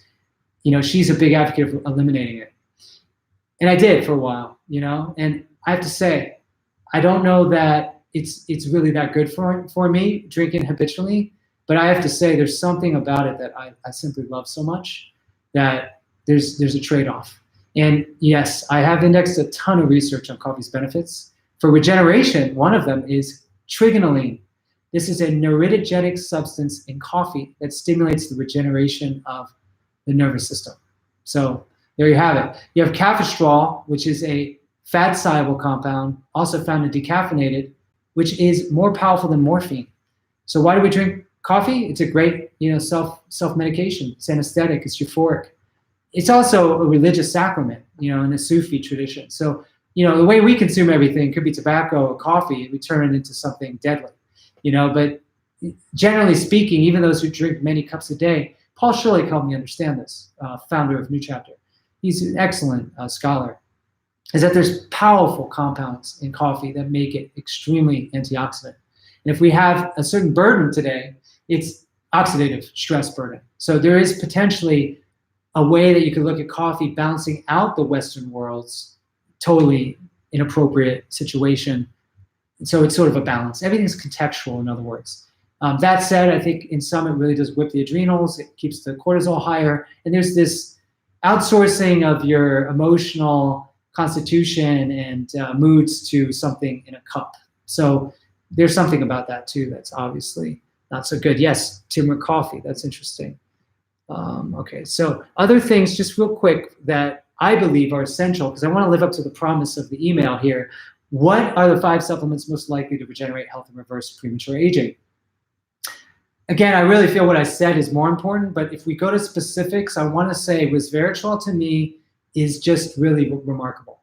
Now, keep in mind some of the high dose studies, because pharma was putting tons of money into this, show that it actually may have an adverse effect. And this is a really important principle in Regenerate RX, which is that culinary amounts of things are better than heroic doses after the fact of maybe an acute issue or chronic disease. So culinary means small in its natural context. So that is one thing I would espouse. Now, certain foods like have, chocolate, so cacao will have a little resveratrol, grapes have it, and that's because stress. So technically, wild, organic will have higher levels of these highly beneficial substances. But resveratrol to me is one of those informational molecules that our software needs, or our hardware needs this software, in other words.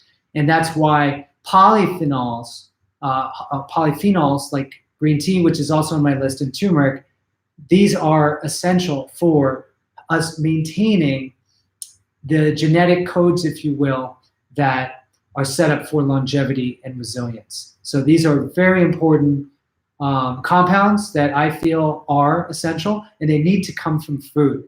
Now, green tea, of course, arguably you can't really, other than cooking, and we have some of those recipes, by the way, in the Cooking with Tanya Food as Medicine class. There's 40 recipes there. Green tea can be used for cooking. Matcha is actually a really good way to take it. And keep in mind, one of my discoveries is the highest quality green tea is from that initial bud, right? The young leaf. Well, that is exactly where the meristematic cells are. So green tea and its lore around its anti-aging properties may actually have to do with these very special cells. There's a whole discipline of medicine called gemotherapy that is based on using the buds of plants, because these buds, again, have these plant stem cells. So I think there's a lot there to be explored. Blueberry. Berries, generally. Berries are incredible. They're the one category that I could say, if you want to stop aging and reverse it, meaning premature aging, because aging is not a bad thing, berries, organic berries are essential. They are amazing. So that's highly suggested. And I'm a huge fan of turmeric to the point where it was going to be on the cover of my book. You might ask what I'm drinking here. It's actually yerba mate. A little late to be doing it, but my understanding of yerba mate is it doesn't have the same compound as tea. It's not caffeine. It's a related compound that I feel actually can give me a little boost sometimes later if I need it. Today's one of those days. So, and I wouldn't suggest it at home, by the way. See, to me, something like a sip of yerba mate is recreational.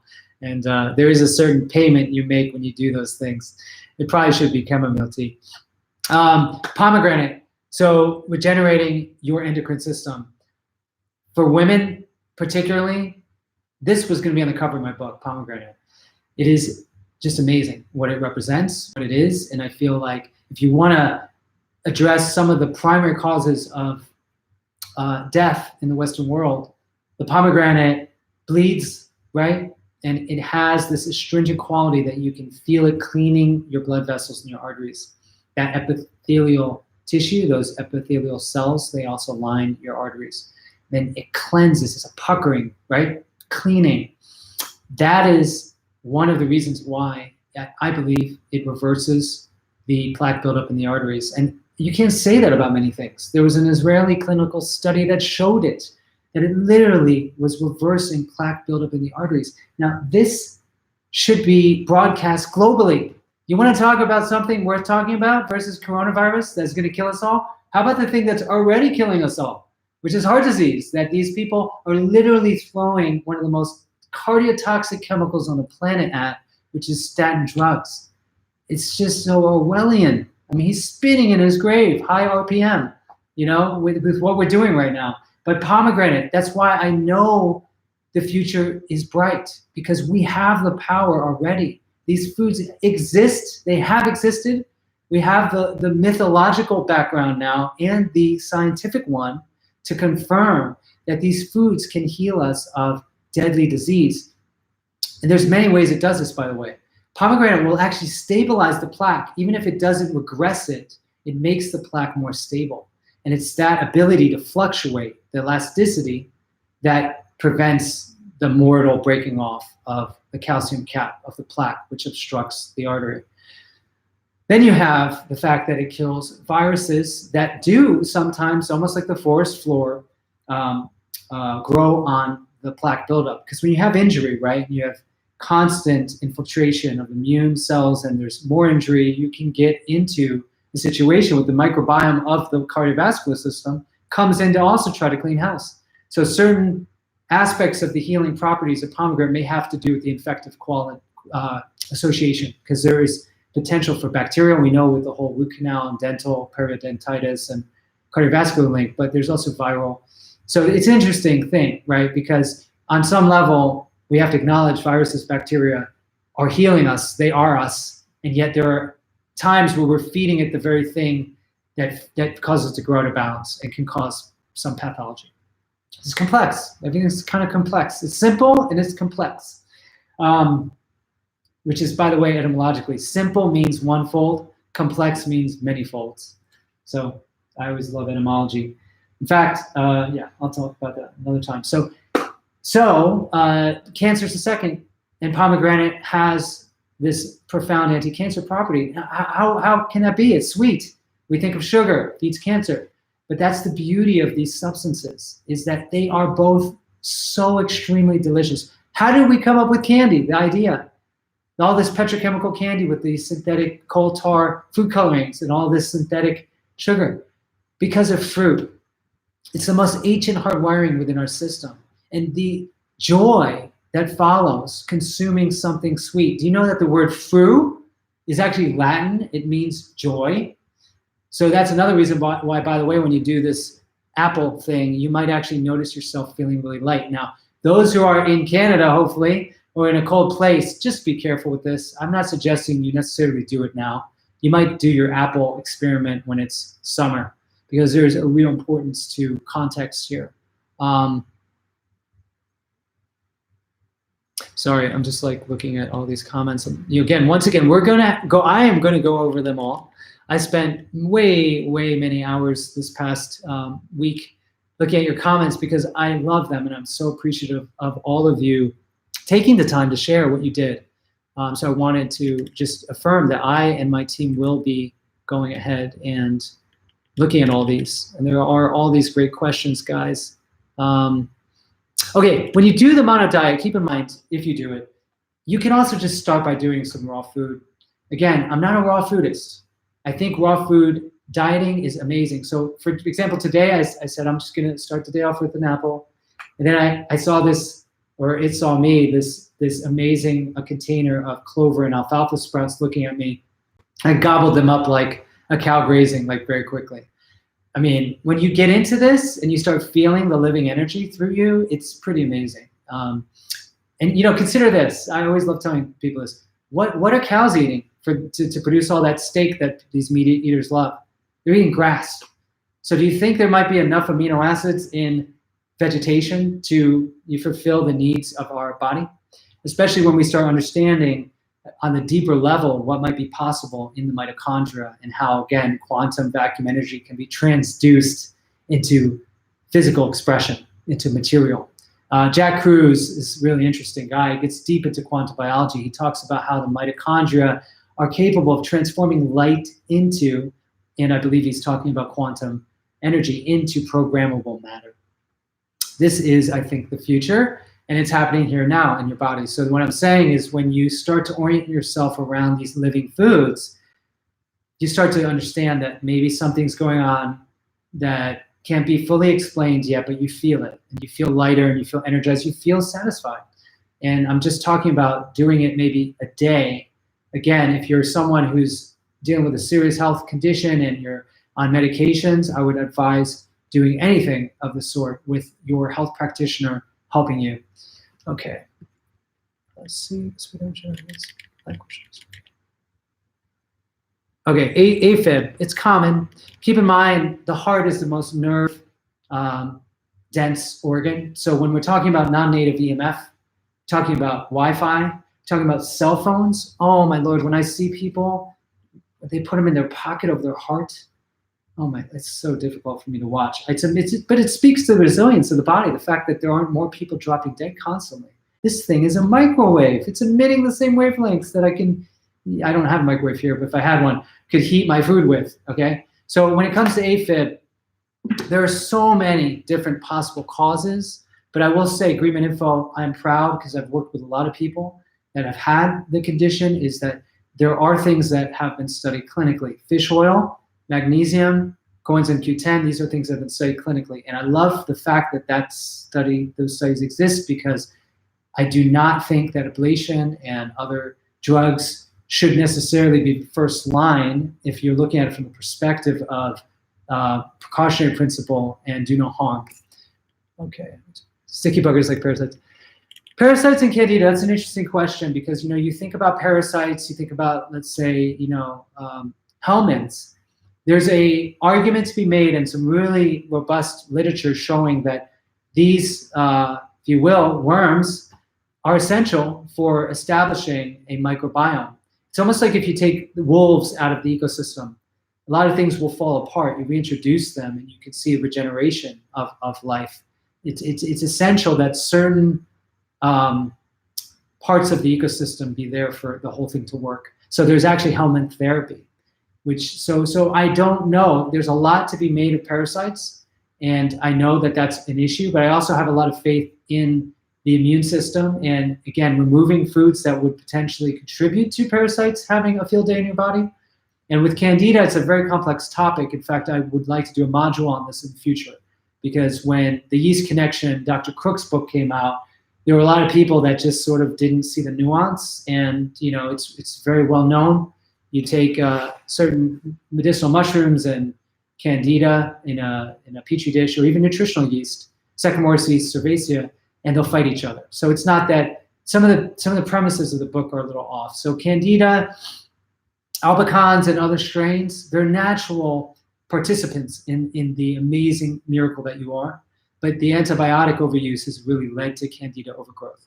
Now, and now there's some conventional fungals like nystatin that have been recommended.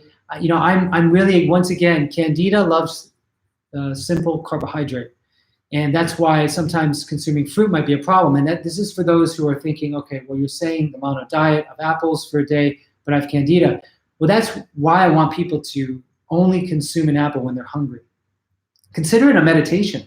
Consider it you detaching from your regular patterns, and it's not about the food anymore. But if you are hungry, it's a compassionate tool. that you can use. But when you're consuming food and you're really hungry, it's not going to go to the candida in any likelihood. It's the excess, right? And it's candida being called in to ferment, sugar or ferment starch byproducts. So it's, really that concept that I would prefer people not pop antifungals, or focus on the thing itself, but the context, the terrain. Yes, rheumatoid arthritis, there's plenty of research on GreenMedInfo that shows there are natural interventions and causes that are nutritional, environmental. D-ribose, there's a study there, several, on it for chronic fatigue syndrome.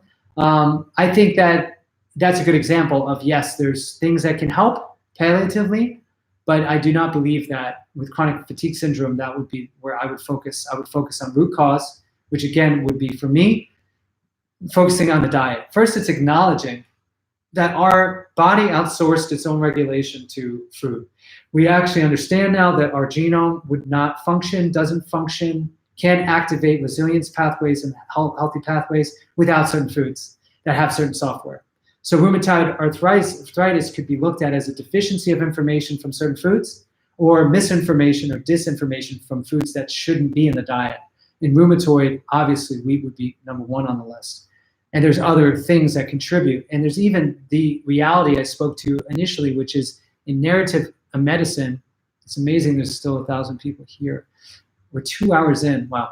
In narrative medicine, your story and the spiritual context and even generational healing that needs to happen will locate itself in certain individuals' bodies in specific ways. It sounds crazy to people that think we're just a bunch of atoms and molecules, but on a spiritual plane, as a soul, our body will express symptoms for there to be lessons that need to be learned. And this is a hard one to hear and to take, and it's really something that can be triggering. And trust me, I've been on the receiving end. I'm married to a woman whose whole viewpoint basically is this. So good luck complaining about a back complaint or something as if there's just a secular explanation. So I've over time come to understand it and embrace it to a degree, because I'm starting to better understand my body and what it really needs, and understand that symptoms are often even the mechanism by which our body heals. And that is another leap that I think we're getting ready to take. So the narrative layer is also really important here, that I would encourage you to understand that your body's biography, there's a mythopoetic component to what we are. And it's amazing to discover this, is that every part of your body in some way contains a story, a memory, an emotion. And we can start talking about chakras, for example, if we want to. But that's something that as we move into the new paradigm, which we're getting there, I really believe that the new biology, if you will show us that if we're really trying to understand what we are, we're gonna have to acknowledge we're really more emotion than we are atoms. What's an atom? It's actually just an illusion, ultimately. There's not even much to talk about there because it's, quote, space. And what's space? Space is this quantum vacuum we're talking about. Might as well call it ether or Shakti. I mean, that's probably a better way to describe it. So what I'm saying is that we're really moving into a new place where our stories, our intentions, what we believe actually have physical expression. And if we can change the perspective, first we have to identify our story. And then we have to, in a way, feel it and let go of it. And if we choose to do that in this life, we can experience what you might call micro reincarnation. You know, that in this life, we can live completely different. Now, we know biologically speaking that's happening. You know, I might regenerate my lining of my intestine every 4 days. So what am I, you know? I mean, ultimately, what are you? But one thing I do know is we hold on to a lot. Whereas the cells of our body are eliminating all of the molecules and atoms over the course of, say, 7 years. Can you imagine the amalgam in your teeth staying there the same, or certain emotions or certain toxicants, which again, sometimes there's simultaneous layers. When I found out my liver was congested and I had old toxicity there and was able to get rid of some of it with silymarin, milk thistle, and then, you know, bentonite to chelate out, and I felt such a lightness, that was a confirmation to me of what's possible for everyone.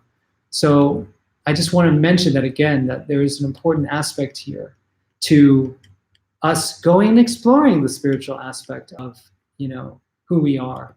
I believe in prayer. I believe in meditation. I believe these things have great power. And in many ways, it's asking permission or giving yourself permission to heal.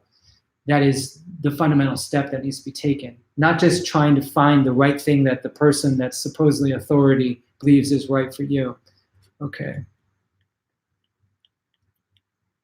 Okay, blue light, that's a really good point. Blue blockers. Well, my thing is really artificial light more than anything. So artificial blue light, not fond of. I'd rather get the blue from the sun. I really feel there's something about these wavelengths and even the flickering that occurs that we're going to discover is intrinsically harmful. I'm very interested, everyone, in being part of creating safe technologies for the future. I'm involved in some of this, and I'm really excited to tell you that I feel like we're going to get to a point where we have something called a cell phone that's safe. I mean, Tesla anticipated these 100 years ago. Was it 100 years ago? A long time ago. It didn't have to be designed this way. We don't have to create LCDs this way. I discovered a study that I published on GreenMedInfo that literally pomegranate polyphenols and curcumin polyphenol can create white light emission that can create an alternative to LEDs. We can literally use food to create light and technology. I mean, it's next level, but what my point is thank you for bringing that up. Blue blockers aren't everything. In fact, I'm gonna take these off for a moment. I will say, before I understood about this, when you're stimulating yourself with this light, your mind cannot rest. I mean, that's my experience. I mean, I went through years creating GreenMedInfo, doing this work now. There's a certain sacrifice, but these things have generated in my life a big difference, noticeable difference, and meaning reduce exposure to synthetic light. Okay, natural ways to replace hormones, yeah, from uterus. Okay, someone wants to know if you can replace hormones from removing your uterus and ovaries naturally. Absolutely, bioidentical hormone replacement is an option. There's never going to be the pulsing according to the lunar cycles, for example, that you would get. Depends on your age. The ovarian reserve starts to tank theoretically around 45. So I believe that the way we're designed is that's a natural process. Menopause is something to be embraced, and that thankfully, due to phytoestrogens and other compounds, pomegranate has bioidentical steroid hormones like testosterone and estradiol, or is it estrone, sorry. You can continue to maintain your hormone levels late into life using your plant allies. So that is one thing that I would say is true. As well as, okay, women who are undergoing the change of life, the ovaries are starting to decline production of these hormones. You see, I don't like the way I feel with these on. They look just, so this is better. Anyway, so you guys are still here with me. This is crazy. It's 2:07. So as it declines, the adrenal glands are taking over some of that burden of production of steroids, steroid hormones. So progesterone, for example. So, and the body will, if the adrenal glands are stressed and exhausted, they'll steal from the ovary to produce adequate cortisol. So they'll take progesterone from the ovary to produce cortisol. So as you maintain your stress and you incorporate some of these basic practices, right? Yoga, meditation, prayer, just maintaining an autonomic nervous system that can shut down. Again, that's why blue light's important. Then you are going to see the ovarian reserve be preserved longer into your life. That said, again, there's ways you can support it with plants and different lifestyle practices. There's also the energy perspective. We inherit Jing in the Chinese system from our ancestors, and it's considered, as I understand it, a fixed quantity of inherited Jing essence on top of the, quote, kidney.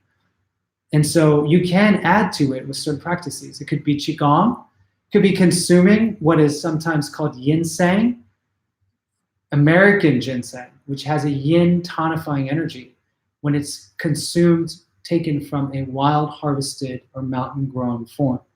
The mountain is closer to heaven, and it's earth, and the man plant is literally like the Tao. It's the man or a woman is the heaven and earth. And this plant has limbs and literally walks meters over the course of its growing over, say, 5-10 years. It's literally like a human. It's actually, I had a colleague, Joe Martino, reach out to me to ask me about nephron regeneration. Is there research on it? Can the kidneys regenerate? And I love this kind of research and questioning. And I did find a study showing ginseng may be contributing to some type of regenerative effect in the kidneys. So that's the beauty of it, is the energy. We are energy before we are biomass, is what I'm trying to communicate. There was a term coined recently called the electron. And the concept is, you look at all the EMF, electromagnetic frequencies coming off the cell, and the thermal energy and all that. And it's been considered for the longest time to be just some kind of epiphenomena. It's like an emission, secondary, gassing off of this stuff. It's just a byproduct of the factory. But I understand it to be primary, that we are electromagnetic / quantum beings first and foremost. And the fixation on structure, visible structure, because keep this in mind, it's called ocular centrism. Modern molecular biology focuses only on things that are visible. But you can take a cymoscope, which uses a water membrane to transform sound into visual data, and you can measure a cell while living, and it will be like this amazing transformative mandala. But what do biologists do to study life? They kill it to find its structure. But you've lost the life there. So what we know about what we are, okay, is actually based on a, if you will, necrophilic model. It's death-loving. It kills the thing it's trying to study. Biology, the study of life, kills the thing it's trying to study. And then we take that abstraction, which is visual data, and we quantify it with mathematics, and we say that's what's real. But we are sound, we are electromagnetic before we're anything. And so why am I saying any of this? It sounds interesting. Oh, look at all these emojis. I'm reading off cue cards, yeah. Okay, what are your thoughts regarding this? Oh, so many questions, okay. What do you say? Yes, calcium in the artery. This is why I love these questions. Yes, I've spent so much time finding studies showing that you can decalcify the arteries. This is considered heretical. There's a probably $1 trillion industry called heart disease, which is basically premised on you not being able to do anything to reverse the condition. It's absurd to me that this is what we call medicine. So yes, calcium accumulates for many reasons, but the primary one is that we are consuming excessive amounts of inorganic calcium. It's being shoved into the faces of women because the National Osteoporosis Foundation is saying that you need several thousand milligrams of limestone bone meal or eggshell and oyster shell. I mean, really? Have you ever cooked an egg and got a little piece of shell in there? And do you know how like viscerally disgusting it is? Because you know not to consume that. We're not dogs. We don't eat bones like that. So we need to get it from green foods. It's kale. Kale by dry weight has more calcium per ounce than does milk. I mean, calcium, and not to mention our body is able to convert through low energy nuclear transformation or biological cold fusion elements into one another. So that's the whole missing piece here. The fixation on osteoporosis as being somehow a deficiency of limestone is just so not the right way to think about it. Best ways, okay, a lot of these questions, the good news is you can go to GreenMedInfo. Best supplements for brain function. Oh my Lord, I spent many years indexing these amazing studies on things for memory and for cognition, and from Alzheimer's to Parkinson's, there's a lot of research there. How to get off steroids for asthma and allergies. I was on steroids for asthma and allergies, and man, talk about a way to accelerate premature aging. Unfortunately, I mean, think about it, it's a stress hormone. And stress is designed to shut down the regenerative part of our nervous system and our body. So, unfortunately, the steroids have a lot of deleterious effects in a certain emergency medicine context. They could be life-saving. If a lion is running after you, and as the typical example gives, it's life-saving. So yes, reattach my arm, give me cortisone if you need to, if I'm in a car accident. But when it comes to the approach, what I have found in my experience is if one supports the adrenal gland and then looks at natural, okay, when I say that, I mean there are certain formulations that take cofactors for steroid hormone production in the adrenal gland. From B complex to vitamin C, believe it or not, vitamin C is a huge part of this, that will support the body's ability to produce its own cortisone, because when you're taking exogenous corticosteroids, it's sending a message through the negative endocrine feedback loop that you should not produce as much. So these steroids give you mega doses way beyond normal physiological ranges. You get somewhat miraculous effects, although the psychiatric side effects are profound, because you're going to be euphoric, you're going to be fearful, you're going to be trying to run away from that lion at top speed to survive. That's what these steroids do. So you support the adrenal gland for drug-sparing effects, and then you go for those substances that have been found to be equal potent in certain models to the drugs. And you can go and look at GreenMedInfo, search it, go to the main search. There's a search all articles function. Maybe put in steroid or cortisone and see what articles come up that show you that they have studied alternatives. Beans are tricky because I have to acknowledge they have certain benefits. They also have certain problems, like lectins are example of that. So we have to, it's contextual. There's a lot of benefits, like I said. It's a complex topic. Maybe that's one worth a module or a video presentation. I have to produce a section on small intestine bacterial overgrowth, SIBO. I don't have one yet, unfortunately, by the way. Okay, let's see, real sources of yeast. Oh, wow. Okay, actually, there's not a ton. Okay, guys, so I'm going to try to wrap this up. Oh, my. Okay. Because I so appreciate your time, and I appreciate our collective radiation exposure here. And, this was an attempt to communicate some of the fundamentals. I really want you all to go away feeling not overwhelmed. I think that in ways the masterclass opened up excitement, enthusiasm, and I think it also had a shadow side, which is I think some of you may feel like, oh no, now this guy seems to know what he's talking about, and I need to know the answer for me. But it's almost not even possible to do that in this form. So what I will announce right now is that as a natural byproduct of this event, which of course the encore is still happening, is I'm creating a community. So here's an interesting story, and this is where I get to enjoy. Any of you, if you need to go to bed, go ahead. If my own daughters are up watching with their auntie, you guys better get to bed soon. Hopefully they're not, because they go to a Waldorf school and we try to have no technology and no EMF. Is that I almost got deplatformed, right? Like back in May 2019, MailChimp just said suddenly after 10 years, what are we paying them a month to send our free email? Over $100,000 is what it costs to send through their platform, these free emails, right? And suddenly they said, you're an anti-vaccine newsletter, bye. And we looked at their policies, and there's nothing there that says you can't talk about. Lancet and JAMA and these studies that say, yeah, actually, they do cause side effects occasionally, and people should have informed consent and know about that.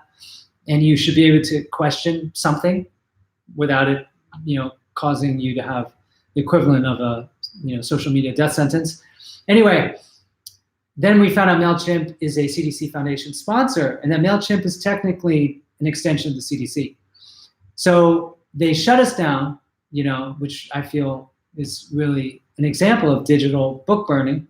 And then Google did, Pinterest did, and Facebook's been doing the same thing with us. And the whole thing was, it was just meant to happen, because back in 2012, GreenMedInfo was identified by a Geneva, it was at the UN, and there was a paper that said anti-vaccine sentiment in Eastern Europe, and they discussed how they were monitoring sites like mine, and that this is like a threat to health. And then just this last year, the World Health Organization said anti-vaccine sites that question the official narrative, or that mentioned facts like the National Vaccine Injury Compensation Fund enacted by Congress in '86, which has paid out $4 billion in injury to dead and debilitated children's families.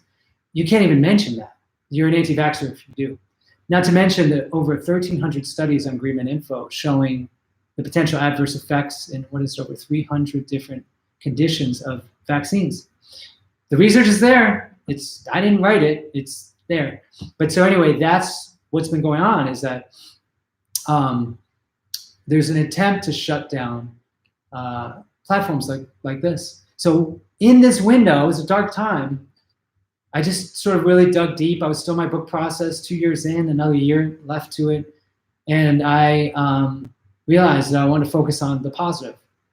I'm still very much involved. I donate significantly to nonprofits for health freedom. And I spend a lot of time volunteering in that space, But I also realized that we all can get sucked into this thing. It's a Pandora's box. And we need to do very basic things to be healthy and well, which is to feel safe, to feel loved, to feel like you can trust your body on this planet. That's where I'm at now. That's why I did this masterclass, and that's why I'm doing this book. But my intention was, after the book is out, I want to give it as best a try as I can, as if it were my own son.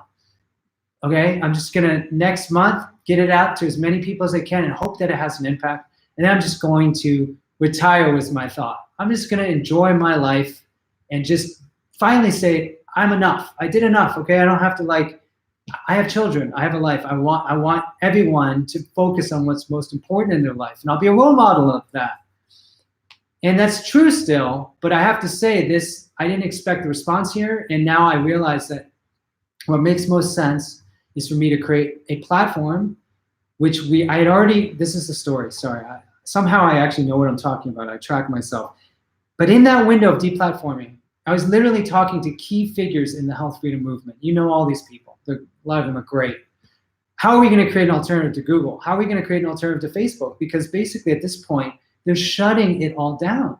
It's literally a book burn. It's a censorship of an order of magnitude that I don't think has happened before in history outside of maybe World War II.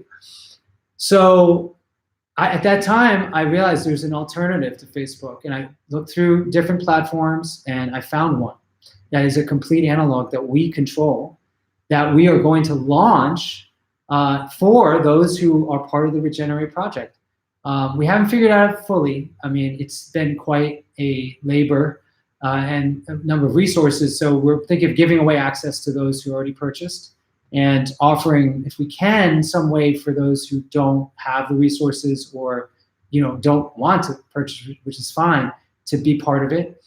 But that's the next step, is we're going to create a community. I'm going to focus a lot of attention on trying to deliver things that are going to empower you deeply, instead of a lot of the work that I've been doing just seemingly without a break with GreenMedInfo, which is still going to run just fine. Okay, I'm not giving up on that advocacy. We're going to speak truth to power. We're going to call out the toxicity, and we're going to talk about things that can heal, that can help change the medical paradigm. But that's a slower process. I want to deliver right now the technologies, the inspiration, the tools that you can use right away. That'll go all the way from how do you make a smoothie for a specific health concern or desire, to how do we change the world? Like, how do we talk about relationship? I have this incredible wife, Kelly, and she is just so beyond, like, her wisdom and the work she does.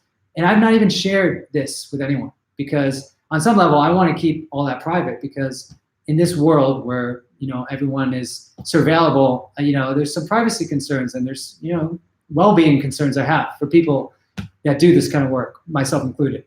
But that's one reason why I want to create a community, a walled garden that doesn't have Facebook like a one-way mirror looking at everything you're doing, because it's basically what's going on, or Twitter, or YouTube, or Google. Everything we're doing is being tracked. We want trusted spaces by trusted people. Hopefully I'm one of them. Still 879 people here. Wow. And that's what I'm announcing. So yes, my focus after this was, the book is happening. So let me do a few podcasts and interviews and just work on getting the word out there. What I would love is if you could help me if you've enjoyed this and you can just tell a few family, friend members, friends, or even a health practitioner about the Encore, I'd love to get more people turned on, because we are sort of like a choir. I think a lot of you guys have been following me, and some are new, and you're probably already like me in certain ways. You care about your health. You want, clinical like evidence like for certain things, so you can talk to your peers. They don't think you're crazy, and you're probably resonating with the energy of anything's really possible. We can heal, not just ourselves, but relationships, the planet. Otherwise, what is it worth? A lot of us have children. They're going to inherit this planet. Like, we have to keep working hard. So that's what I'm working on, okay? So if you can share that with them, excellent.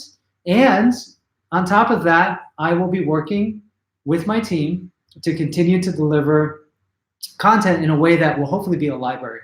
So GreenMedInfo is like a database, but I want to deliver more personable, more customizable information so that when you search, you might be able to get more concrete, empowering tools. So anyway, so that's the plan, and you guys have been great.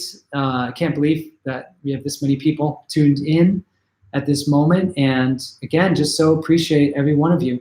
So the Encore is happening, and I'm excited to see us have greater impact.